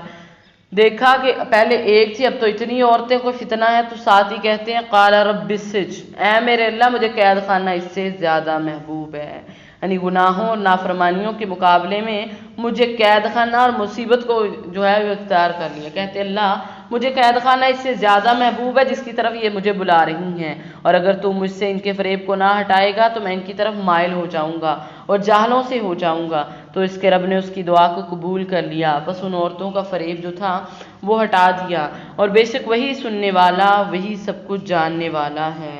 تو کئی دلائل ملنے کے باوجود بھی یوسف علیہ السلام نے مناسب سمجھا کہ وہ جیل میں ڈال دیے جائیں تاکہ ان عورتوں کے فتنے سے جو اتنا زیادہ ہے اس سے بچ جائیں۔ ثم بدا لہم، پھر اس کے بعد وہ کئی نشانیاں دیکھ چکے، ان کے سامنے یہ بات آئی کہ اسے ایک وقت تک ضرور ہی قید کر دیا جائے گا۔ ودخل معہ السجن، اور ان کے ساتھ قید خانے میں 2 نوجوان داخل ہوئے، دونوں میں سے ایک نے کہا کہ بے شک میں اپنے آپ کو دیکھتا ہوں کچھ شراب نچوڑ رہا ہوں، اور دوسرے نے کہا کہ بے شک میں اپنے آپ کو دیکھتا ہوں کہ میں اپنے سر پر کچھ ٹوکریاں اٹھائے ہوئے ہوں جس سے پرندے کھا رہی ہیں، ہمیں اس کی تعبیر بتا، بے شک ہم تجھے احسان کرنے والوں سے پاتے ہیں، یعنی تو اچھا ہے، ہم دیکھ رہے ہیں تو احسان کرنے والا ہے، تو اس لیے ہمیں تعبیر بتا۔ تو یہ کہتے ہیں کہ ایسے یہ 2 نوجوان جو داخل ہوئے تھے، ایک بادشاہ کا قاضی تھا اور دوسرا نان بائی تھا، یعنی نان بنانے والا نا، تو ان دونوں نے بادشاہ کے کھانے میں جو تھا زہر ڈال دیا۔ تو یوسف علیہ السلام کے پاس آئے اور انہوں نے آ کے اپنے خواب بتائے۔ تو یوسف علیہ السلام نے کہا، اس نے کہا کہ تمہارے پاس وہ کھانا نہیں آئے گا جو تمہیں دیا جاتا، مگر میں تمہیں اس کی تعبیر اس سے پہلے بتا دوں گا، یعنی کھانا آنے سے پہلے تمہیں میں اس کی تعبیر بتا دوں گا کہ وہ تمہارے پاس آئے۔ یہ اس میں سے ہے جو میرے رب نے مجھے سکھایا، بے شک میں نے اپنی اس قوم کا دین چھوڑ دیا جو اللہ پر ایمان نہیں لاتے اور وہ آخرت کے ساتھ بھی کفر کرتے ہیں۔ تو دیکھیں یوسف علیہ السلام اپنے علم کو رب کی طرف منسوب کر رہے ہیں، تو یہ فرمایا یہ علم جو ہے یہ میرے اللہ نے مجھے عطا کی ہے۔ تو ہم کیا کرتے ہیں، تھوڑی سی محنت کر لی، ڈگری حاصل کر لی، تو سارا کچھ کہتے ہیں یہ میری محنت کی وجہ سے، یہ میری وجہ سے۔ لیکن یوسف علیہ السلام دیکھیں خواب کی تعبیر اور کہہ رہے ہیں کہ یہ میرے رب نے مجھے یہ علم سکھایا۔ وَاتَّبَعْتُ مِلَّةَ إِبْرَاهِيمَ، اور میں نے اپنے باپ دادا وَاتَّبَعْتُ مِلَّةَ آبَائِي إِبْرَاهِيمَ، اور میں نے اپنے باپ دادا ابراہیم، اسحاق اور یعقوب کے دین کی پیروی کی۔ ہمارے لیے ممکن نہیں کہ ہم اللہ کے ساتھ کسی کو شریک ٹھہرائیں، یہ ہم پر اور لوگوں پر اللہ کے فضل سے، اور اللہ کا فضل ہے بہت زیادہ، لیکن اکثر لوگ جو ہیں وہ شکر نہیں کرتے۔ اے قید خانے کے دو ساتھیوں، کیا الگ الگ رب بہتر ہے یا ایک جو اکیلا ہے وہ نہایت زبردست ہے؟ ما تعبدون من دونہ، تم اس کے سوا عبادت نہیں کرتے مگر چند ناموں کی جو تم نے اور تمہارے باپ دادوں نے رکھ لیے، اللہ نے ان کے بارے میں کوئی دلیل نہیں اتاری، اللہ کے سوا کسی کا حکم نہیں ہے، اور اس نے حکم دیا کہ اس کے سوا اور اس کی عبادت مت کرو، یہی سیدھا دین ہے، یہی سیدھا دین، اور لیکن اکثر لوگ نہیں جانتے۔ اے میرے قید کے ساتھیوں، تم میں سے ایک جو ہے وہ اپنے مالک کو شراب پلائے گا، اور دوسرا جو ہے وہ اس سے سولی دی جائے گی، اس کے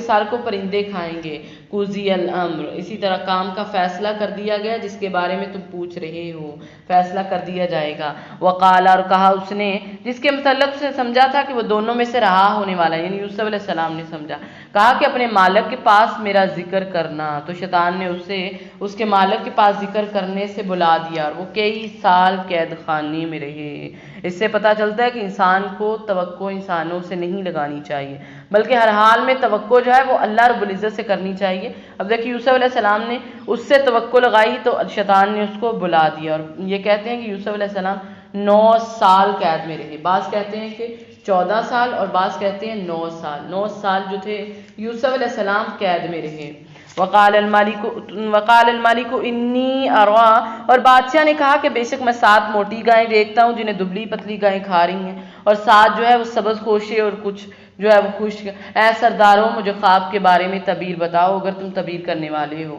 انہوں نے کہا یہ خوابوں کی پریشان باتیں ہیں اور ہم ایسے خوابوں کی تعبیر بالکل جاننے والے نہیں۔ وقال الذی، اور ان دونوں میں سے جو رہا ہوا تھا اسے ایک مدت کے بعد یاد آیا، اس نے کہا میں تمہیں اس کی تعبیر بتاتا ہوں، سو مجھے بھیجو۔ یوسف ایھا الصدیق، اے یوسف اے سچے، اے یوسف اے سچے، کہتے ہیں کہ ہمیں 7 موٹی گاؤں کی تعبیر بتا، گائیاں جو 7 موٹی ہیں جنہیں 7 دبلی کھا رہی ہیں، اور 7 سبز خوشے اور 7 خشک خوشے بھی، تاکہ میں لوگوں کے پاس واپس جاؤں تاکہ وہ جان لیں، یعنی اس کی تعبیر آ گیا۔ یوسف علیہ السلام کو اس نے صدیق کے لقب سے جو ہے وہ اسے مخاطب کیا کہ ان کی سچائی اور پاکیزگی اخلاق جو تھا اس کا وہ تجربہ کر چکا تھا، اس لیے اس نے ان کو سچا کہا۔ کالا، کہا کہ یوسف علیہ السلام نے کہا کہ تم 7 سال پے در پے کاشت کرو گے، تو جو کاٹو اسے اس کے خوشوں میں رہنے دو، یعنی تعبیر بھی بتائی ساتھ میں اس کی حل بھی بتا دیا کہ 7 سال جو ہے وہ تم